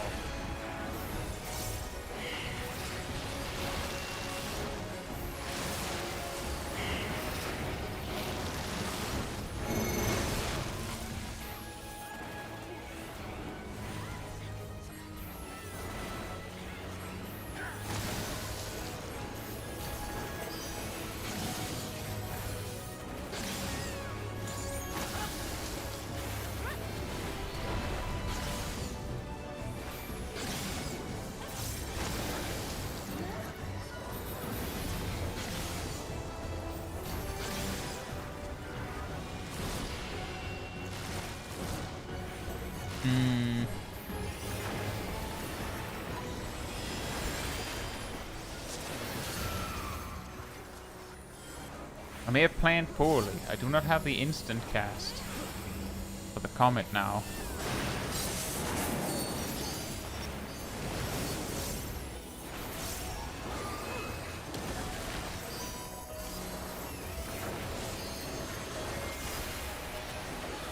There it is.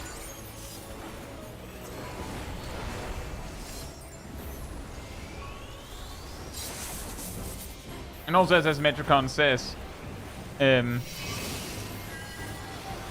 potencies of actions for phantom jobs scale very differently from regular jobs. So it's saying 500 potency is not the same.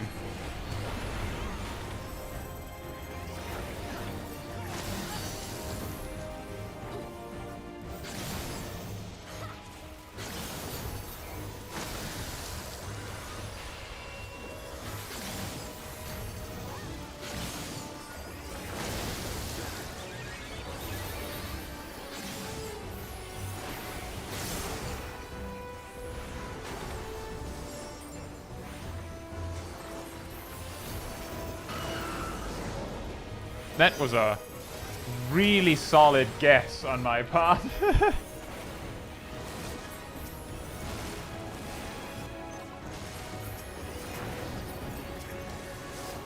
No!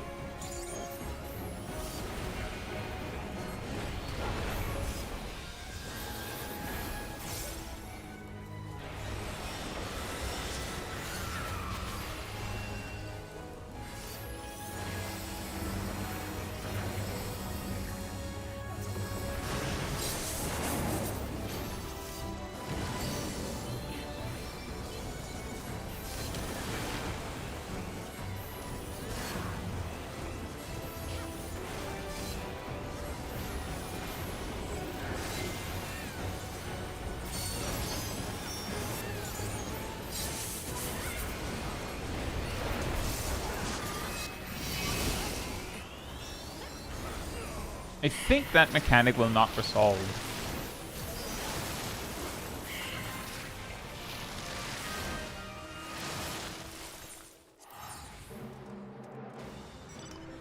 I didn't even realize the pot thing was there. That explains why we were so few. I missed it.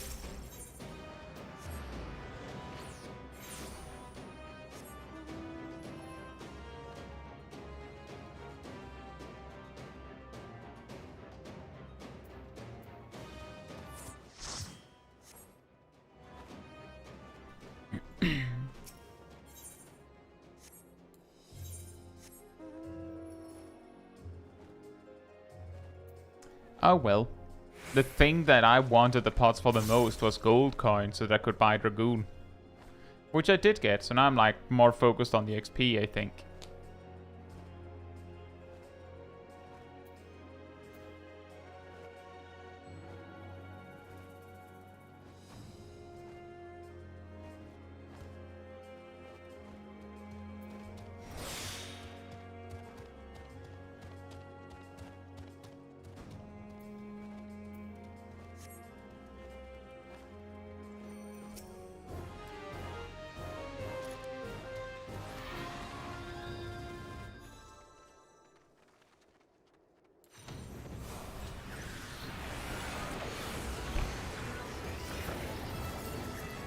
Comet! Straight off the bat. For the damage.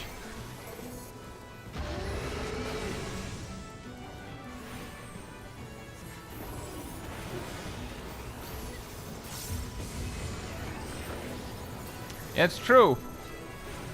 The Crescent gear itself makes the Phantom Job actions better. There's also the part if you're ever fighting random mobs in the Crescent that the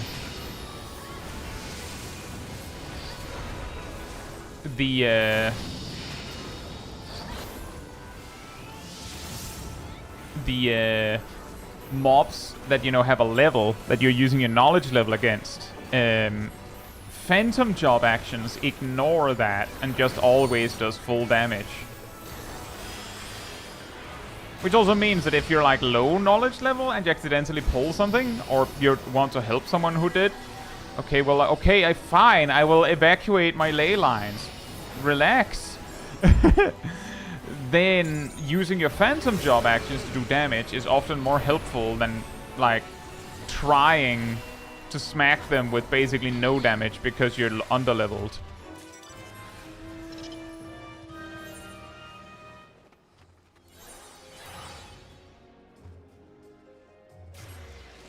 Anyway, I see that that Twitch has asked for another pause, another ad pause. So I hope not too many of you fall in the black hole.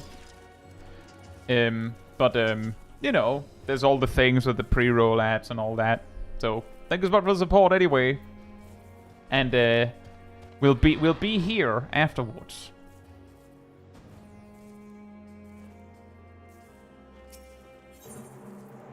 And we have a sort of active manatee restored during it. Amazing, right?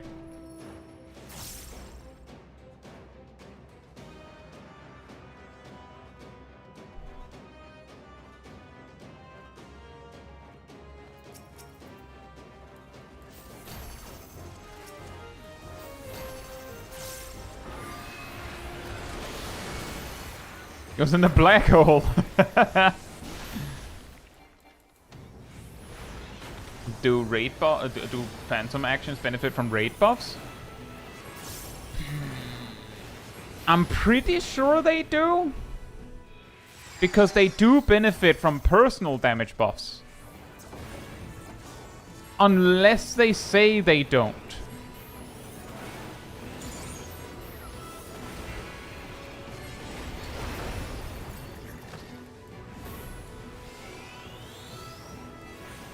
Like, the reason why a Black Mage will do more damage with Comet than a Red Mage is because Black Mage has Enochian.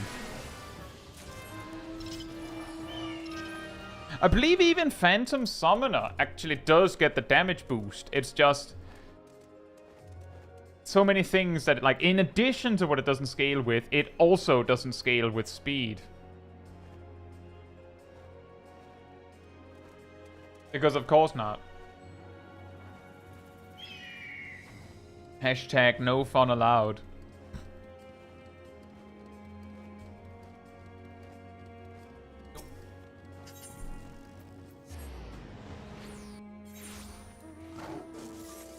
You do want Phantom actions in your 2 minutes, but not every buff will actually work. Just something like that. I think, again, it also depends on what actions and what job and, like, what the damage difference is. But for the most part, the attacking Phantom actions do more damage than what your job can provide itself.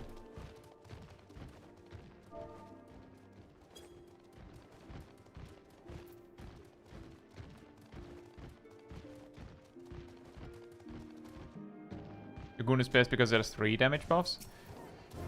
For boosting the Phantom actions? I feel like they're overlooking something really crucial when they say that.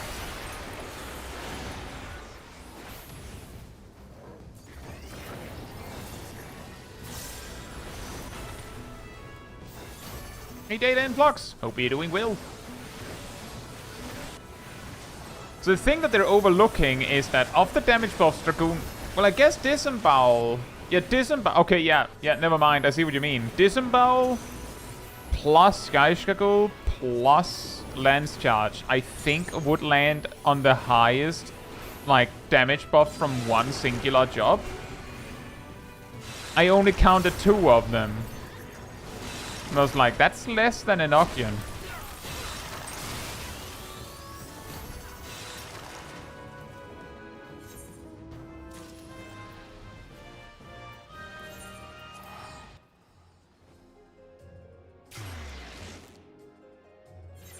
Meow, meow.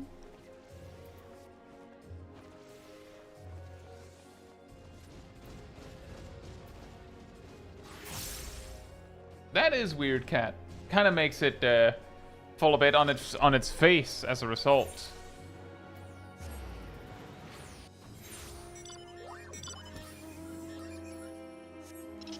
Oh, Mia, I think you missed something. We were talking about phantom actions.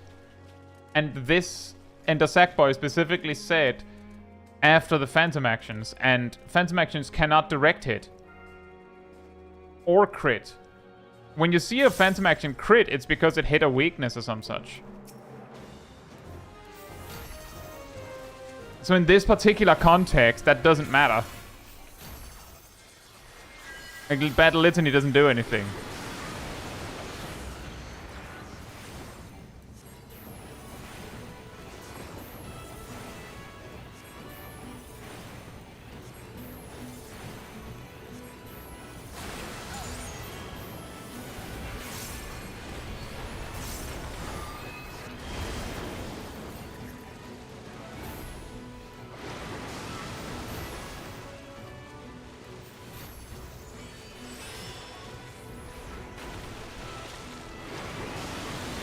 Ow.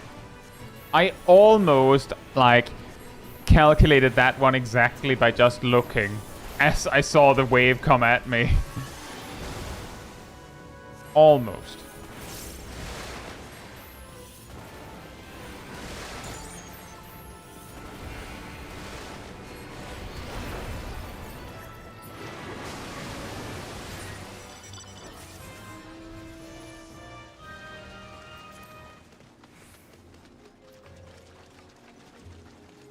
How does weakness work? Enemies just have specific elemental weaknesses that your phantom jobs can hit. That just gives a damage boost.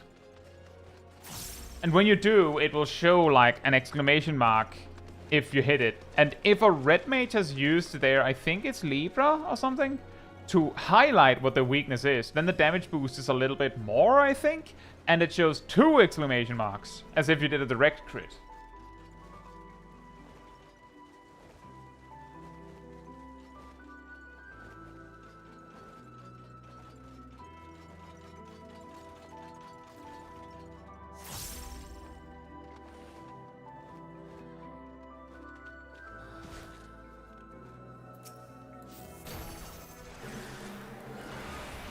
Wow!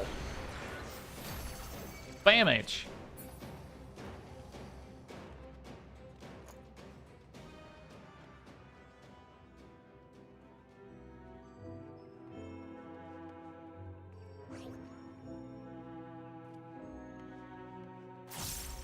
But yeah, the best you can do to get more value out of your phantom actions is to play a job that has a damage buff of some sort. Because it's weirdly inconsistent with what things count and what things don't count. Or no, that's not right. It's very consistent. It's just a little bit random, it feels like, what counts. Because, for instance, a Black Mage's Maim and Mend does not count. But a Black Mage's Enochian, which is also a passive, does count.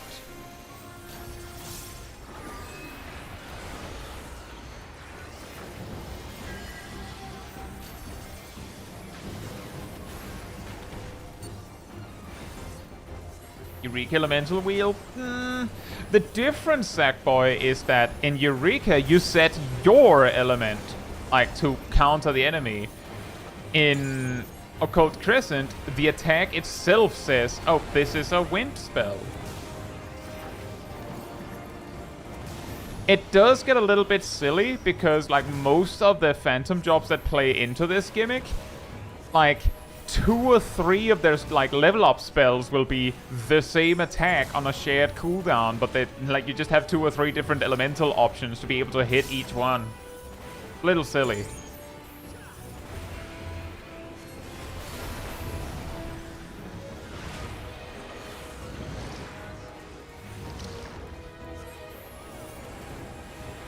Oops.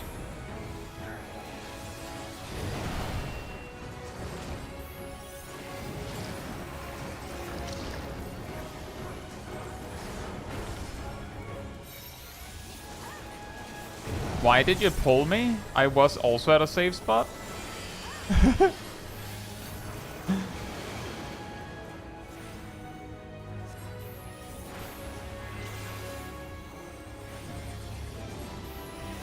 There is more than one safe spot.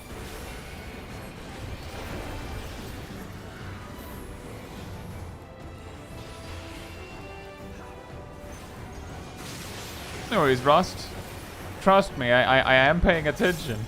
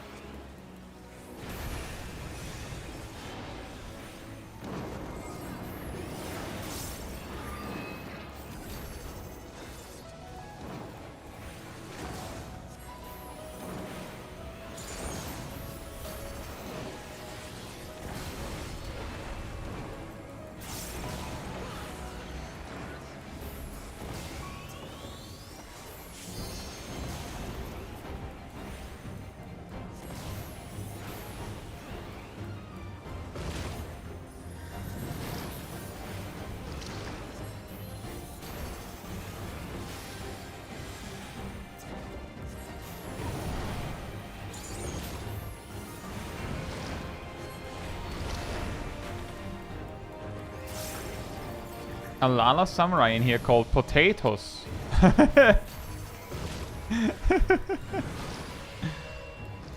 Tis I, Potatoes. This of the legendary samurai clan.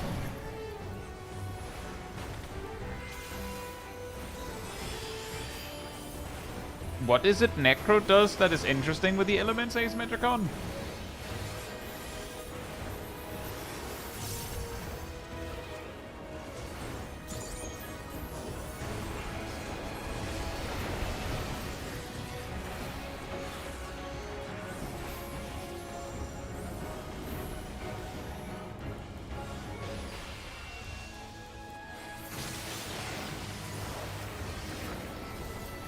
Different elementals, element spells give different debuffs. Oh.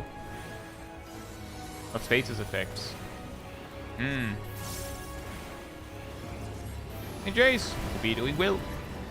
It's going alright. We're hoping that we can max out Time Mage.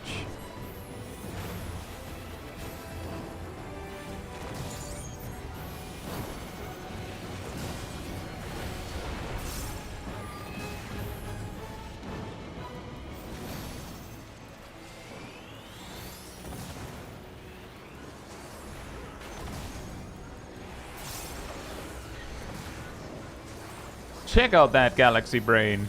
With me using triple cast for one thing and then just carrying that triple cast all the way to the very last second so that I could use it on the comet. The Colt Comet.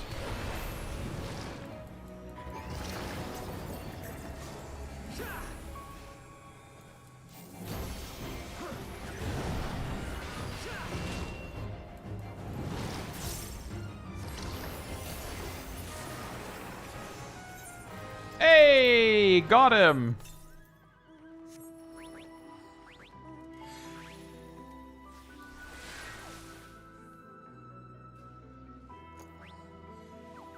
Dream Touch.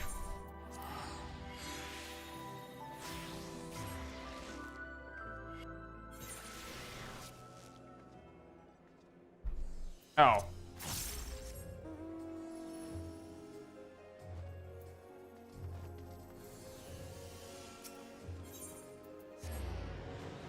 Cat with the sad reality.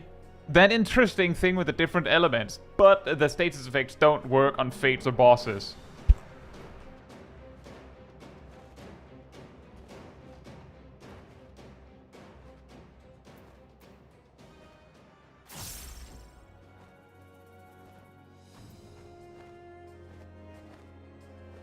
That's the classic. Oh, that's a really cool effect. I sure hope it does something on bosses.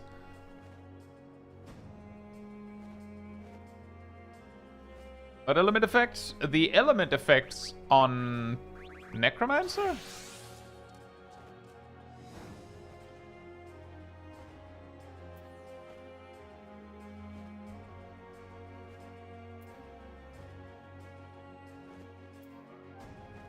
Hmm.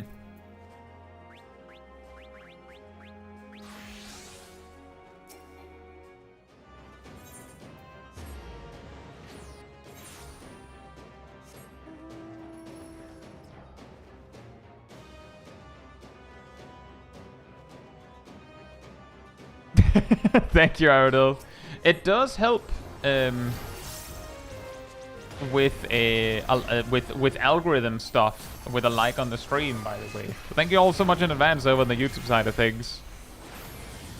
You know, algorithm look for did people like the thing you made?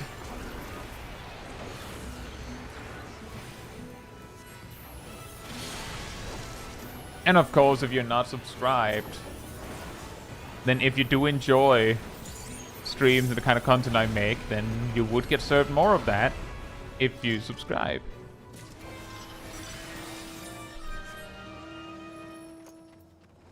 Because also that's how the algorithm works.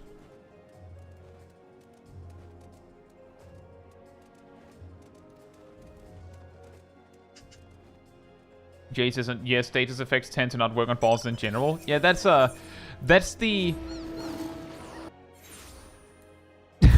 Like, subscribe, and pet the lizard, says Nosha.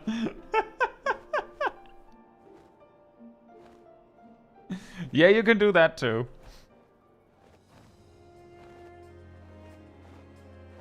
That's the RPG classic. Oh, that's a crazy debuff. You just...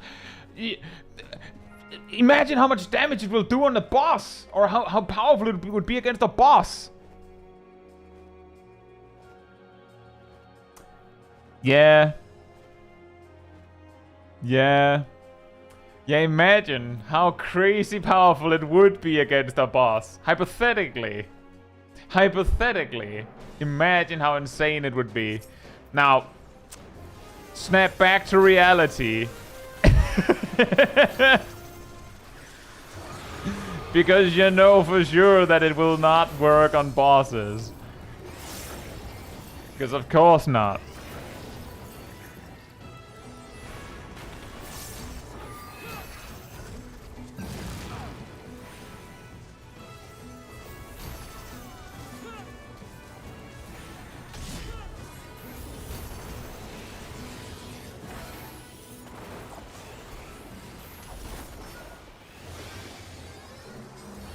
Hi guys.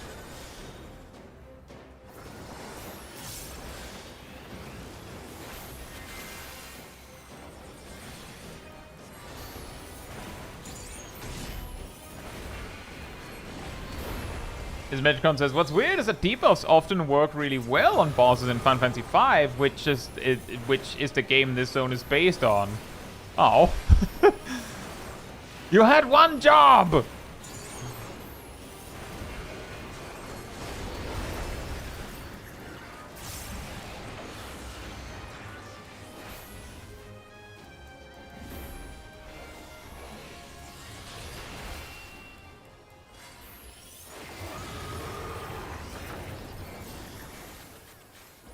But that is definitely the classic.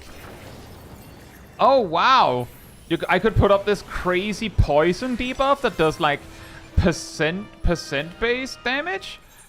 Just do crazy damage. Yeah, but not on bosses. Huh?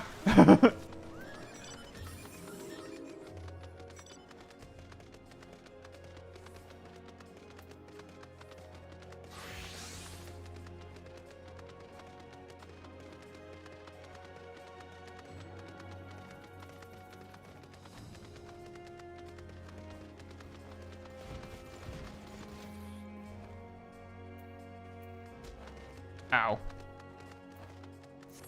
Nailed it. We made it. Just drifting straight into math class.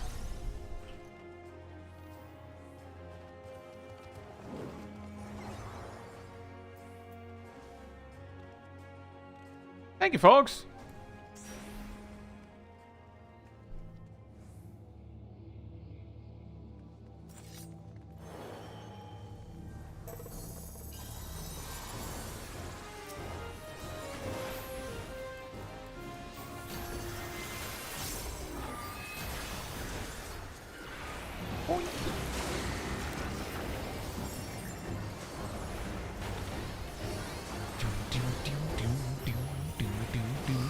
Whoa.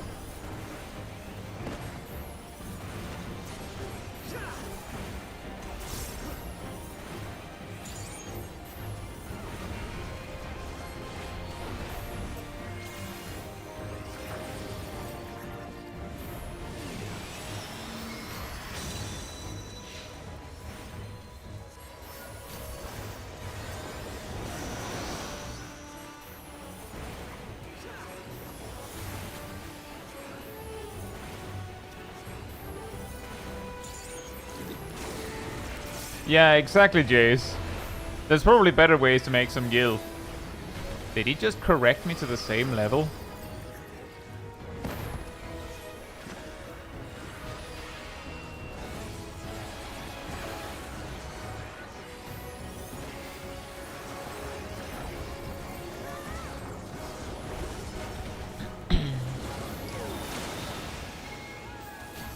I just noticed Ham is here.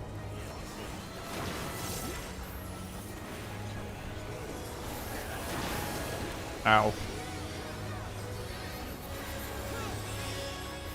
It says, how was I supposed to dodge divide by 4 and 5 at level 40? Were you corrected to level 40?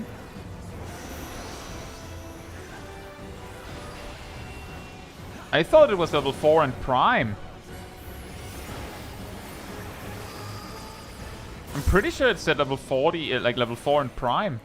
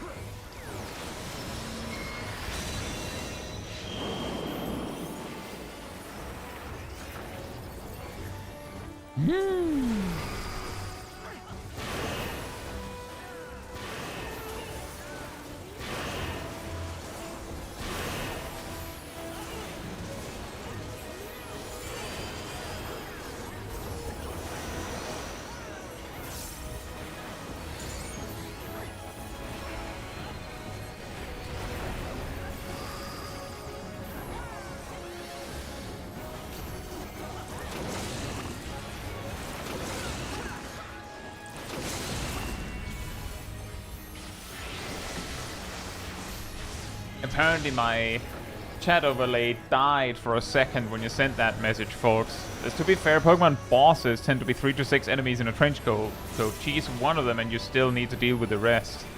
Yeah, that's true. That is true. When they later added proper raid bosses, they gave them ways to naturally get rid of debuffs and statuses. But they do work for a while. Yeah, true. Man, the level 4 Holy has just been my jam this whole fight.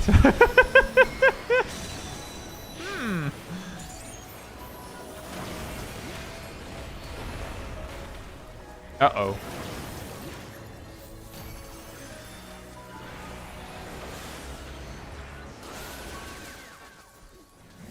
That's just the way of things with this fight. I'll nail the math and then get hit by a cone right after.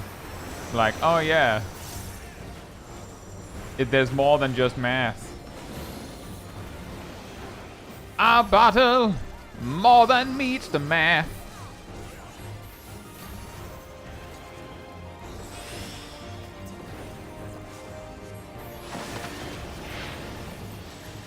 Ow.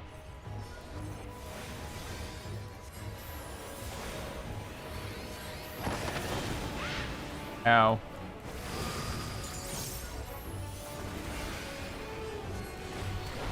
Well, I was wondering why it took a bone stack. Turns out everyone did.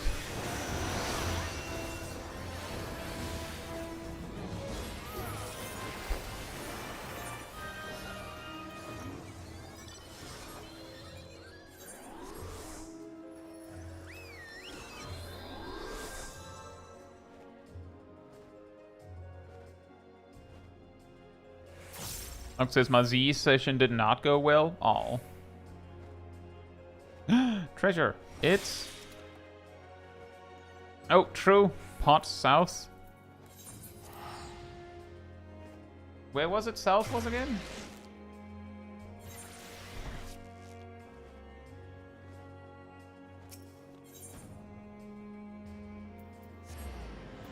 Thank you.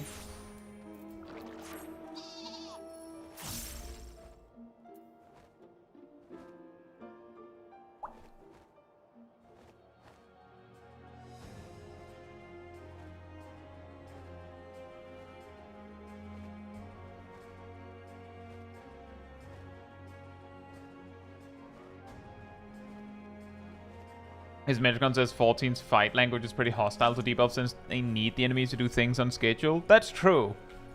That's true. It wouldn't really work if you could crowd control, because then you could just, for instance, stun an enemy whenever they were about to do something. Oh, look, pink. Wow.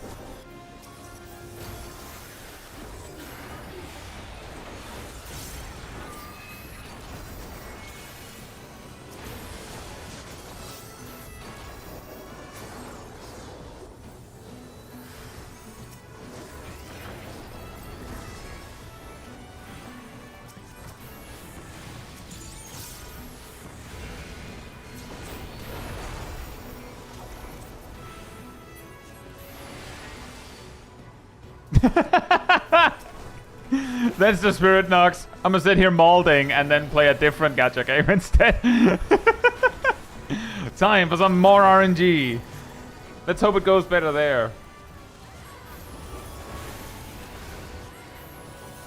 And it is a classic with like MMO raid bosses that you just can't allow the bosses to be crowd controlled proper, because if you could do that, it's basically guaranteed that if you have any capacity to, you'll just get chain crowd controlled.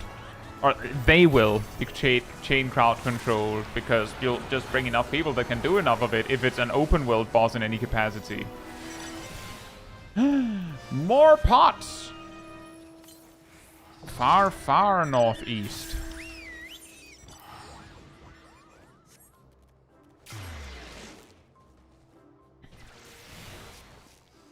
Meow.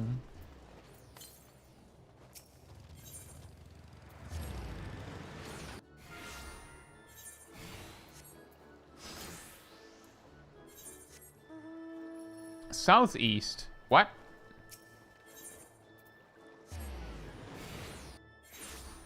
That's gonna be difficult. It's either like there, or it's somewhere I'm not familiar with.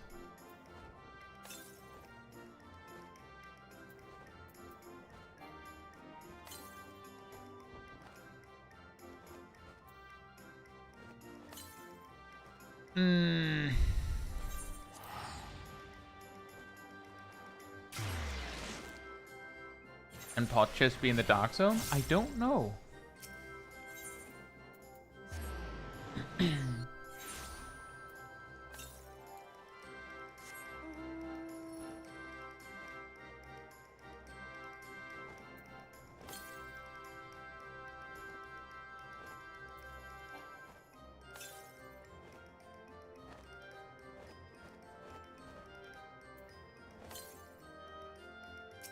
Silver chest.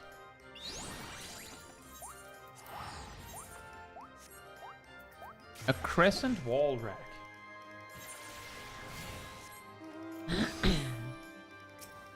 Oh, another treasure. Well, now we're not making the critical engagement.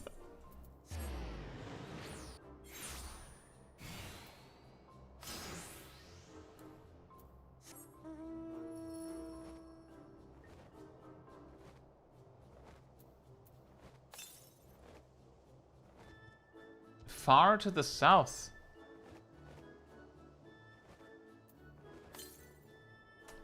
It's up there. How do I get up there? Anyone know the jumpage? Oh, over there. Sure, Crusher.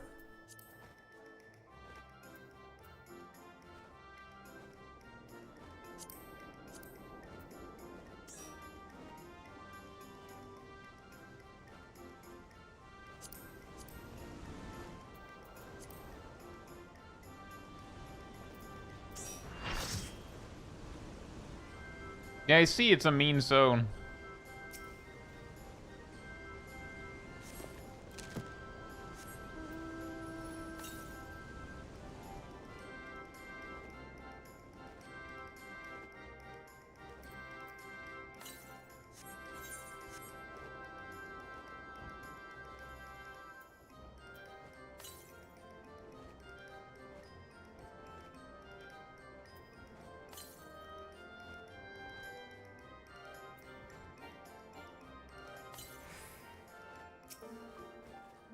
And... wow.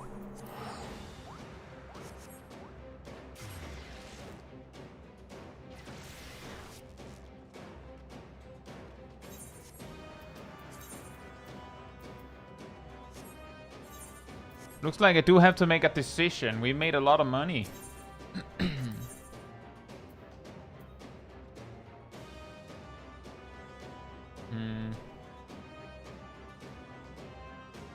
I think I'll go with the tank gear. I think that's what I'll do.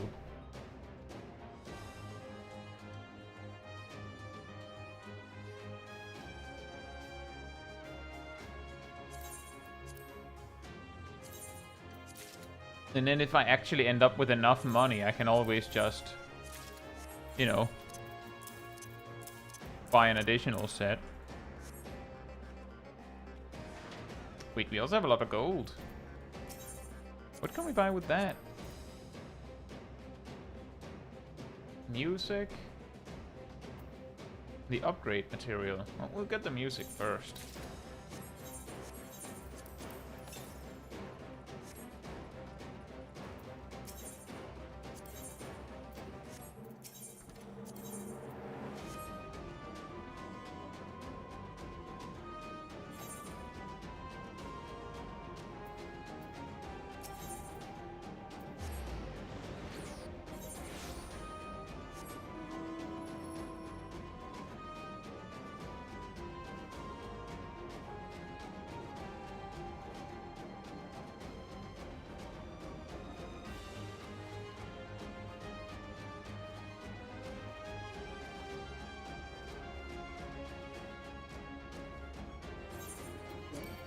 Uh-oh.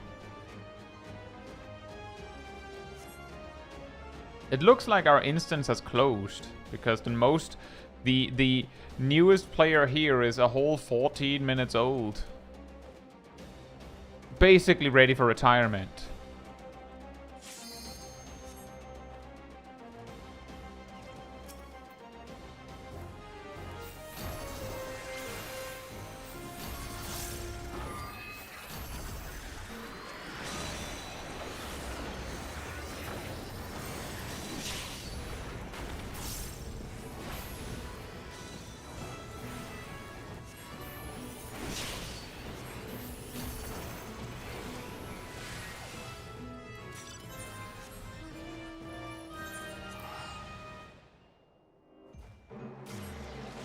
It does indeed look like we will just barely finish Time Mage.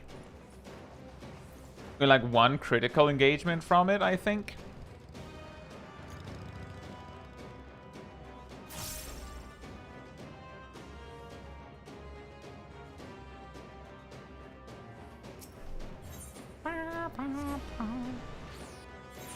I think that now the only thing I can buy with the gold is the final fixative.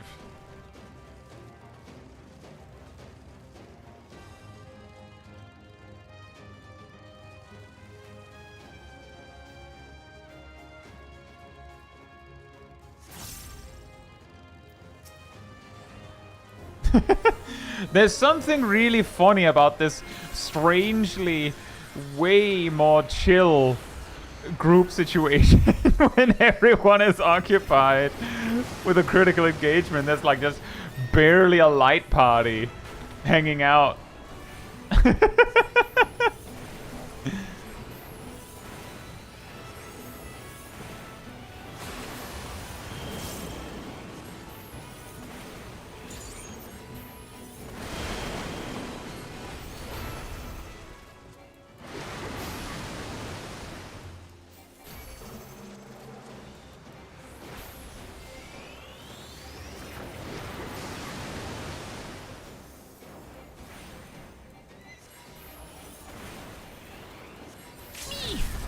Dead.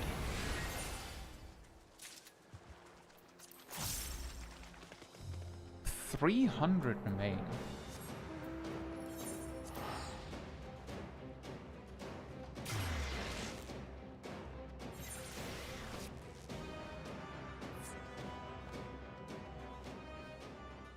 You did it! Based on how little remains, I should probably just do a couple of the fates here for that. And if we get a critical engagement first, switch to something else. So that the XP doesn't go to waste. All that value.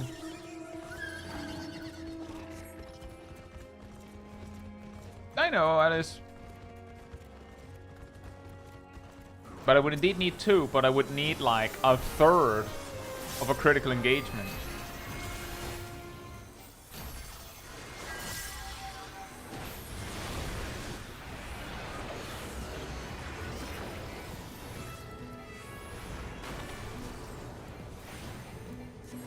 I think? Yeah.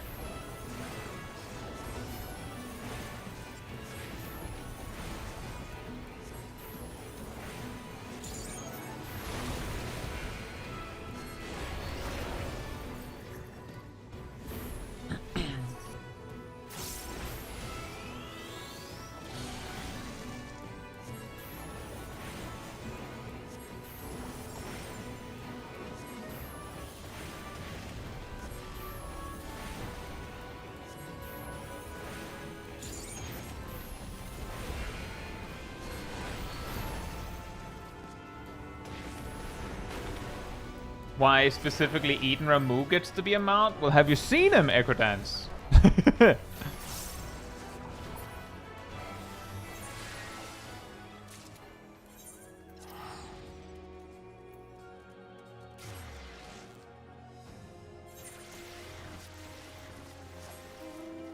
Maybe there's a little bit of a joke there.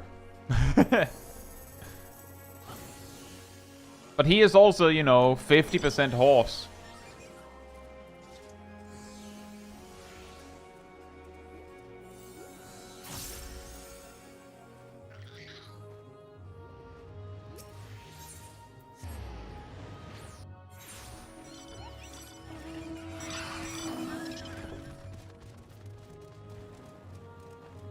I think the problem we'll end up with there, Sev, is... Sev says in-game there might be just enough time left in the instance to do the next pots. I think what might happen is that you will just barely get the pots, and then you might not actually have enough time to do it if it puts you somewhere weird or it has a follow-up. So I think that one might be a moment where you really have to make a choice.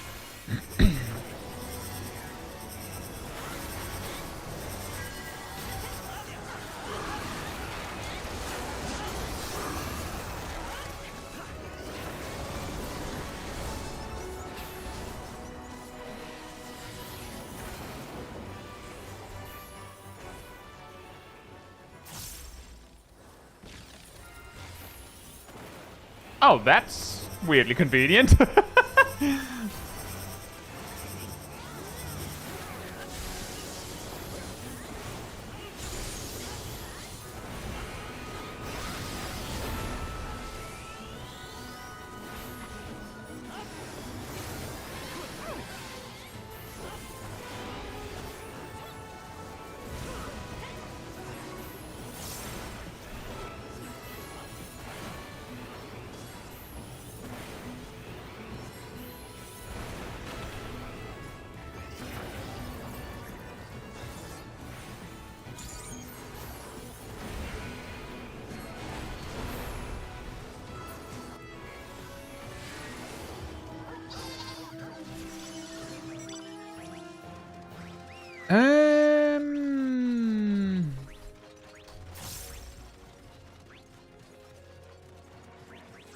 Let's do...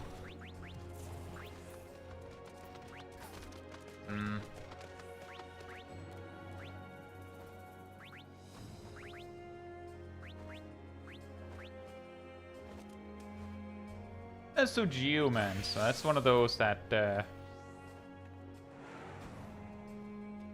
we also need to eventually max out on. Is from Southhorn, so it levels faster.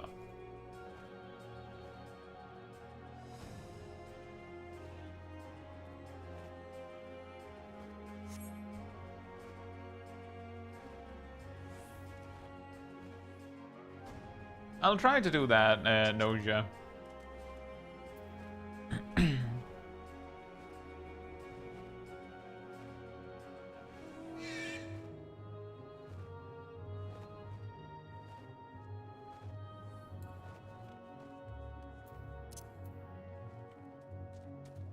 Geomans will straight up hit level 2 immediately from this, I believe.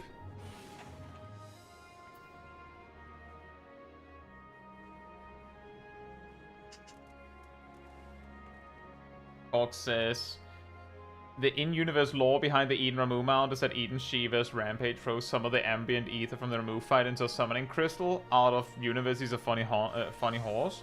I mean, I think most mounts in 14 don't need an in-lore explanation. It's just silly.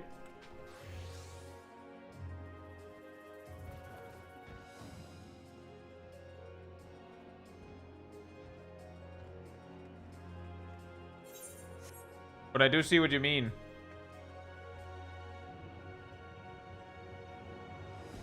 Also, why does a Geomancer look like this? Icon could totally be... No, that's the Phantom Christmas elf, actually.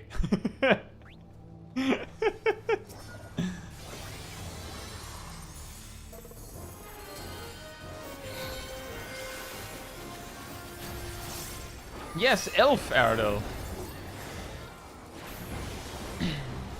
Phantom Christmas elf.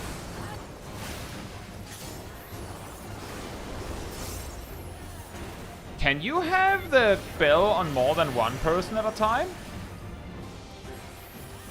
I guess it wouldn't help very much because you're probably only gonna have one person tanking at a time.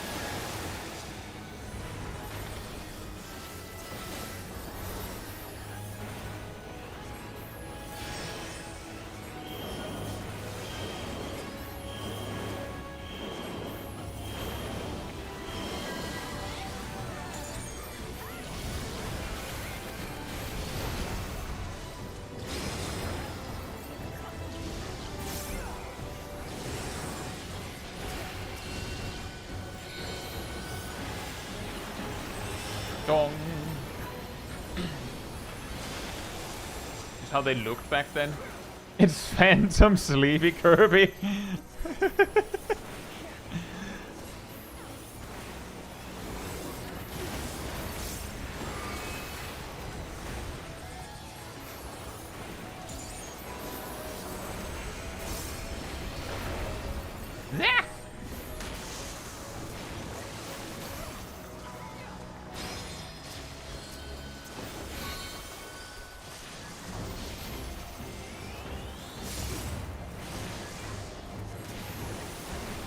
It goes down. Hope you're doing well. You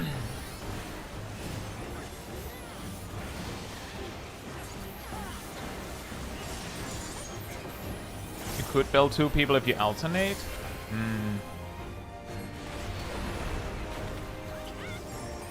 I don't feel like there's enough raid-wide to justify that, but I do see what you mean.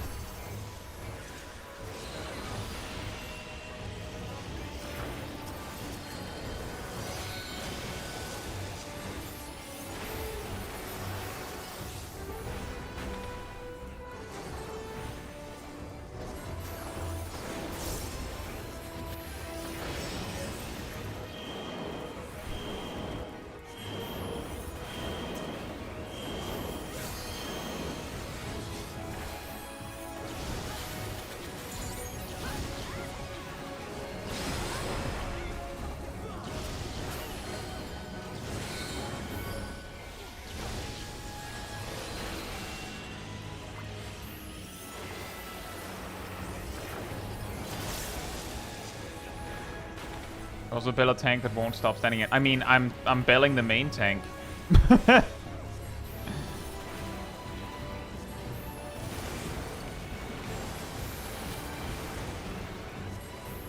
The reason why I asked was because maybe there would be some justification to belling someone else. But if it wasn't super reliable or necessary, then it's like, well, I mean, there's only one main tank. So maybe it's fine.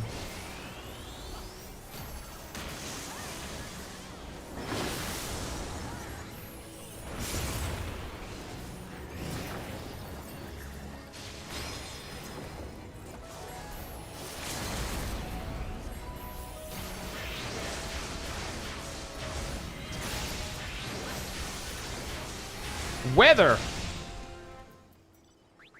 What? Oh.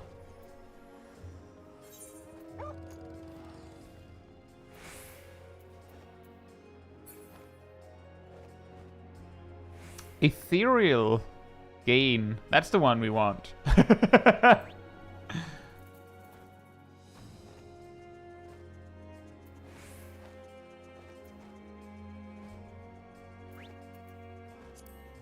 You can build out of party. Oh.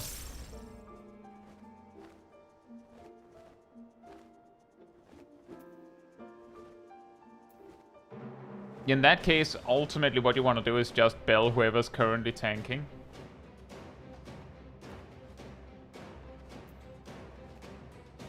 I don't think I'm making that.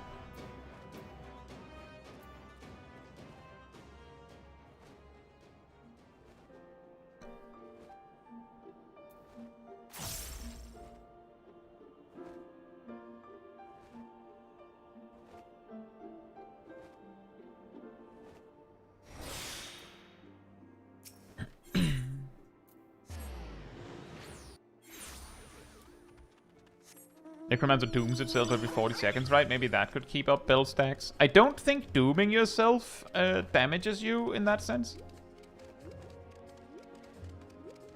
Nice one, Shaq. I think it would also be boring if Geomancer's abilities was dependent on the environment, because then it would mean that the ability you have depends on what boss it is, instead of it being like varying depending on the weather. Necromancer spells also deal 10% damage to self. Does that count as taking damage, I guess, is the big question.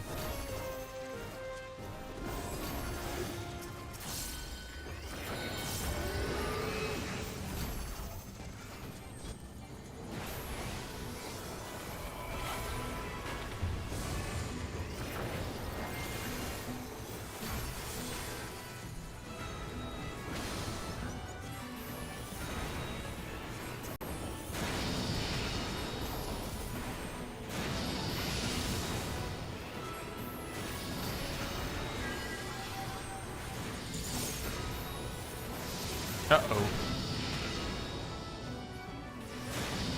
It might be... Never mind.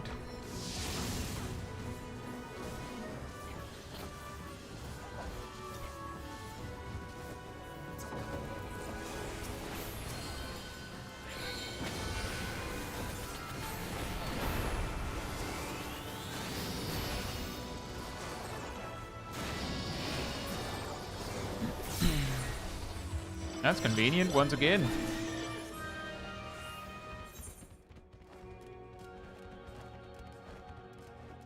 Where do you get geomancer again? I believe it's bought for gold coins in Southhorn. Pots or CE. I think I will go for the CE based on the justification I gave earlier that we might get the pots, but then we might not be able to make it if it sends you somewhere super weird.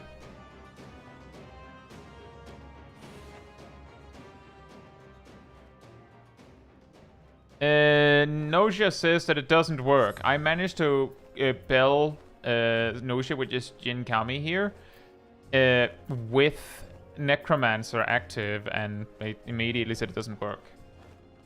So apparently that doesn't count.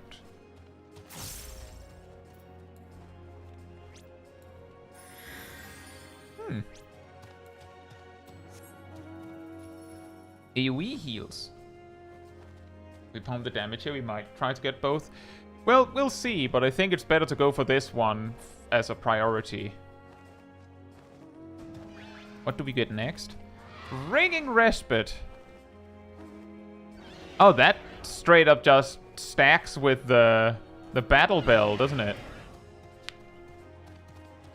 You just give them both and there you go. Imagine we'll run the tower next week. Maybe. I guess we'll see. I won't start high enough level, so who knows if I'll be high enough level when we start and before the tower appears.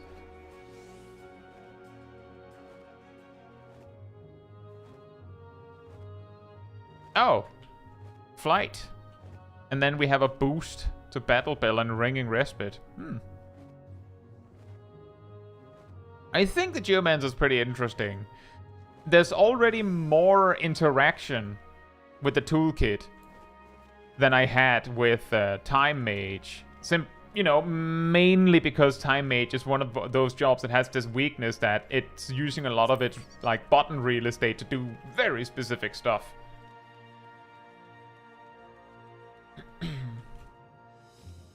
Mending in carrots can return the carrot. Oh, you can get a carrot from the carrot itself? That's pretty funny. Started 34 plus today. Yeah, there is a chance. Like, how much XP does a critical engagement give? I think I'll level up from this to 38.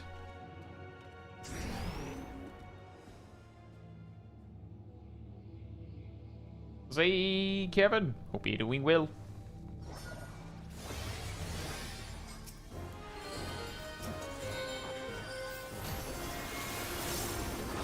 Kevin!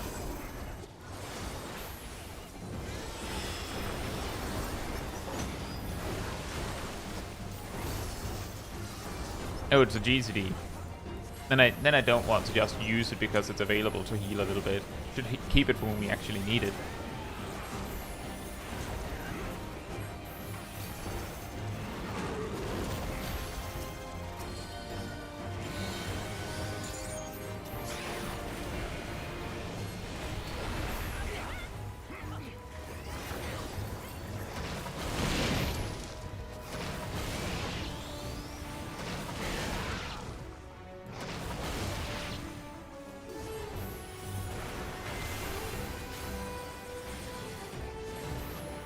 Did you get the weekly challenges? That's a good question.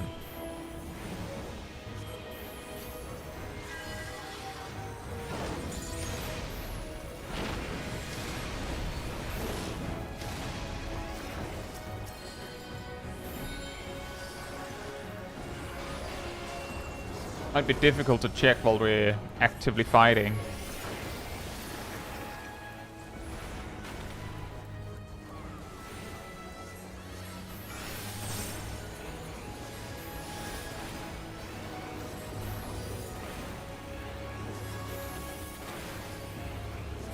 The mispredict dot from Oracle and then switch.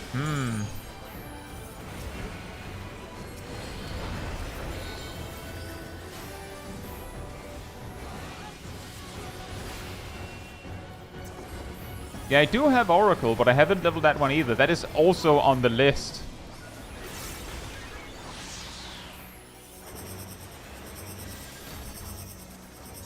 Of Southhorn jobs that I still need to level.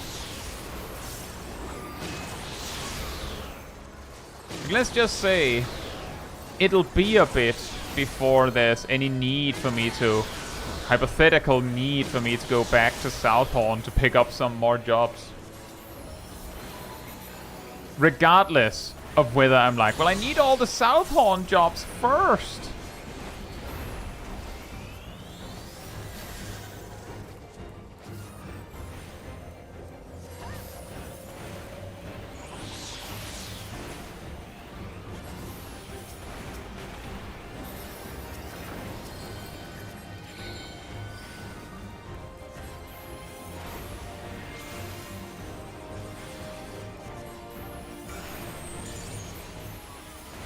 But what I'd probably do is I might check out what I can get. Maybe sometime off stream. See if I actually have anything in Southhorn. I don't even remember if I do. Think how much I have left.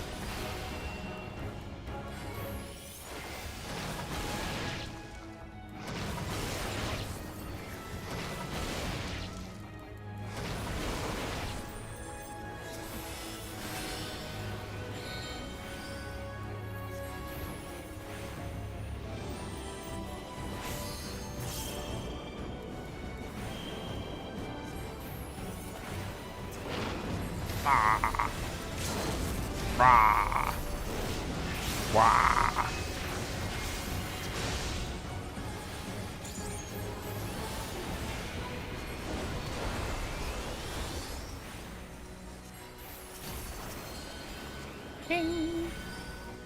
Ding dong. The damage has arrived.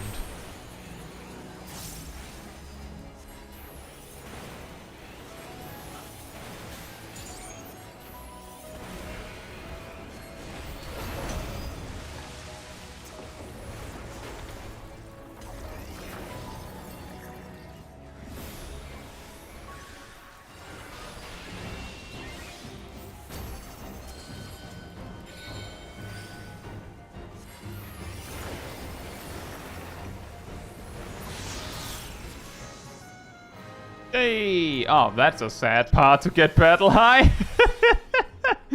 Oh, man.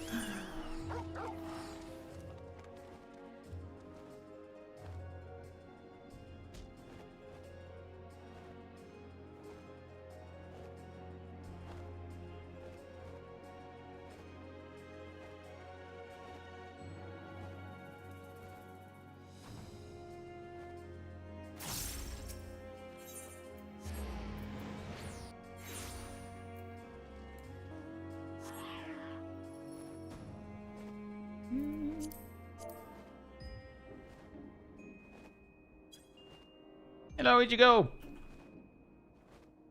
Will I make this fate before I get kicked out? I'll get this one demi-materia though. Those 1k guild badges don't make themselves, you know. Uh-oh.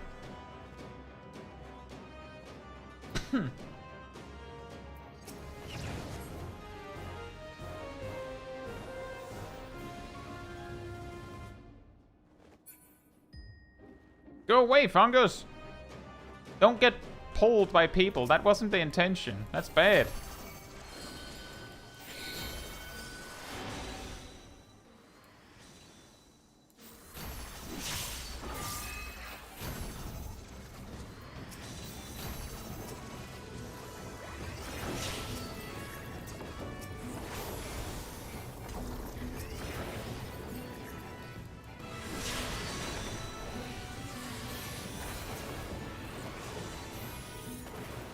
Nope.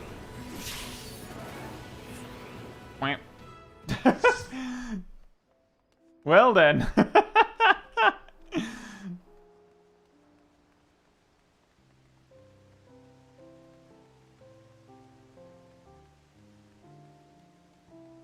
So close. I have heard about this crime galaxy. I'm not sure if there's anything I can do about it.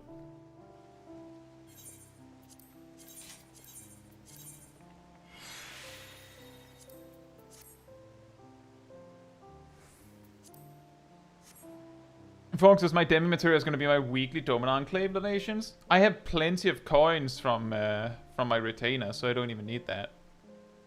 Anyway, we managed to max out some jobs.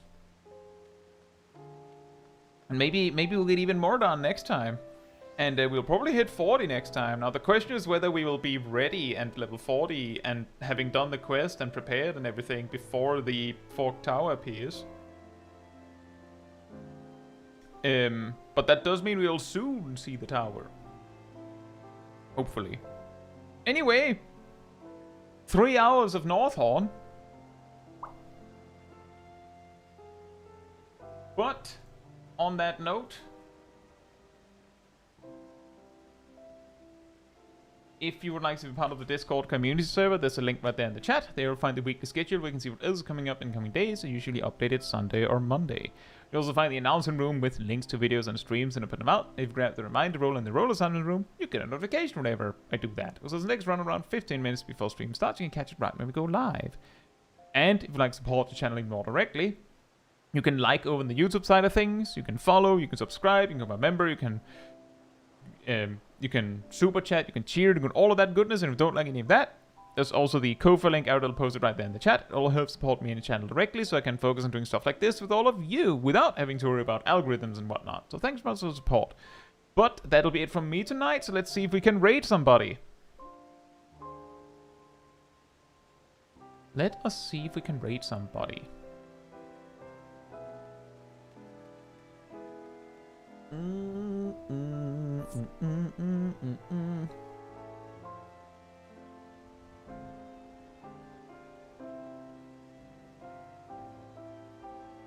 You know what?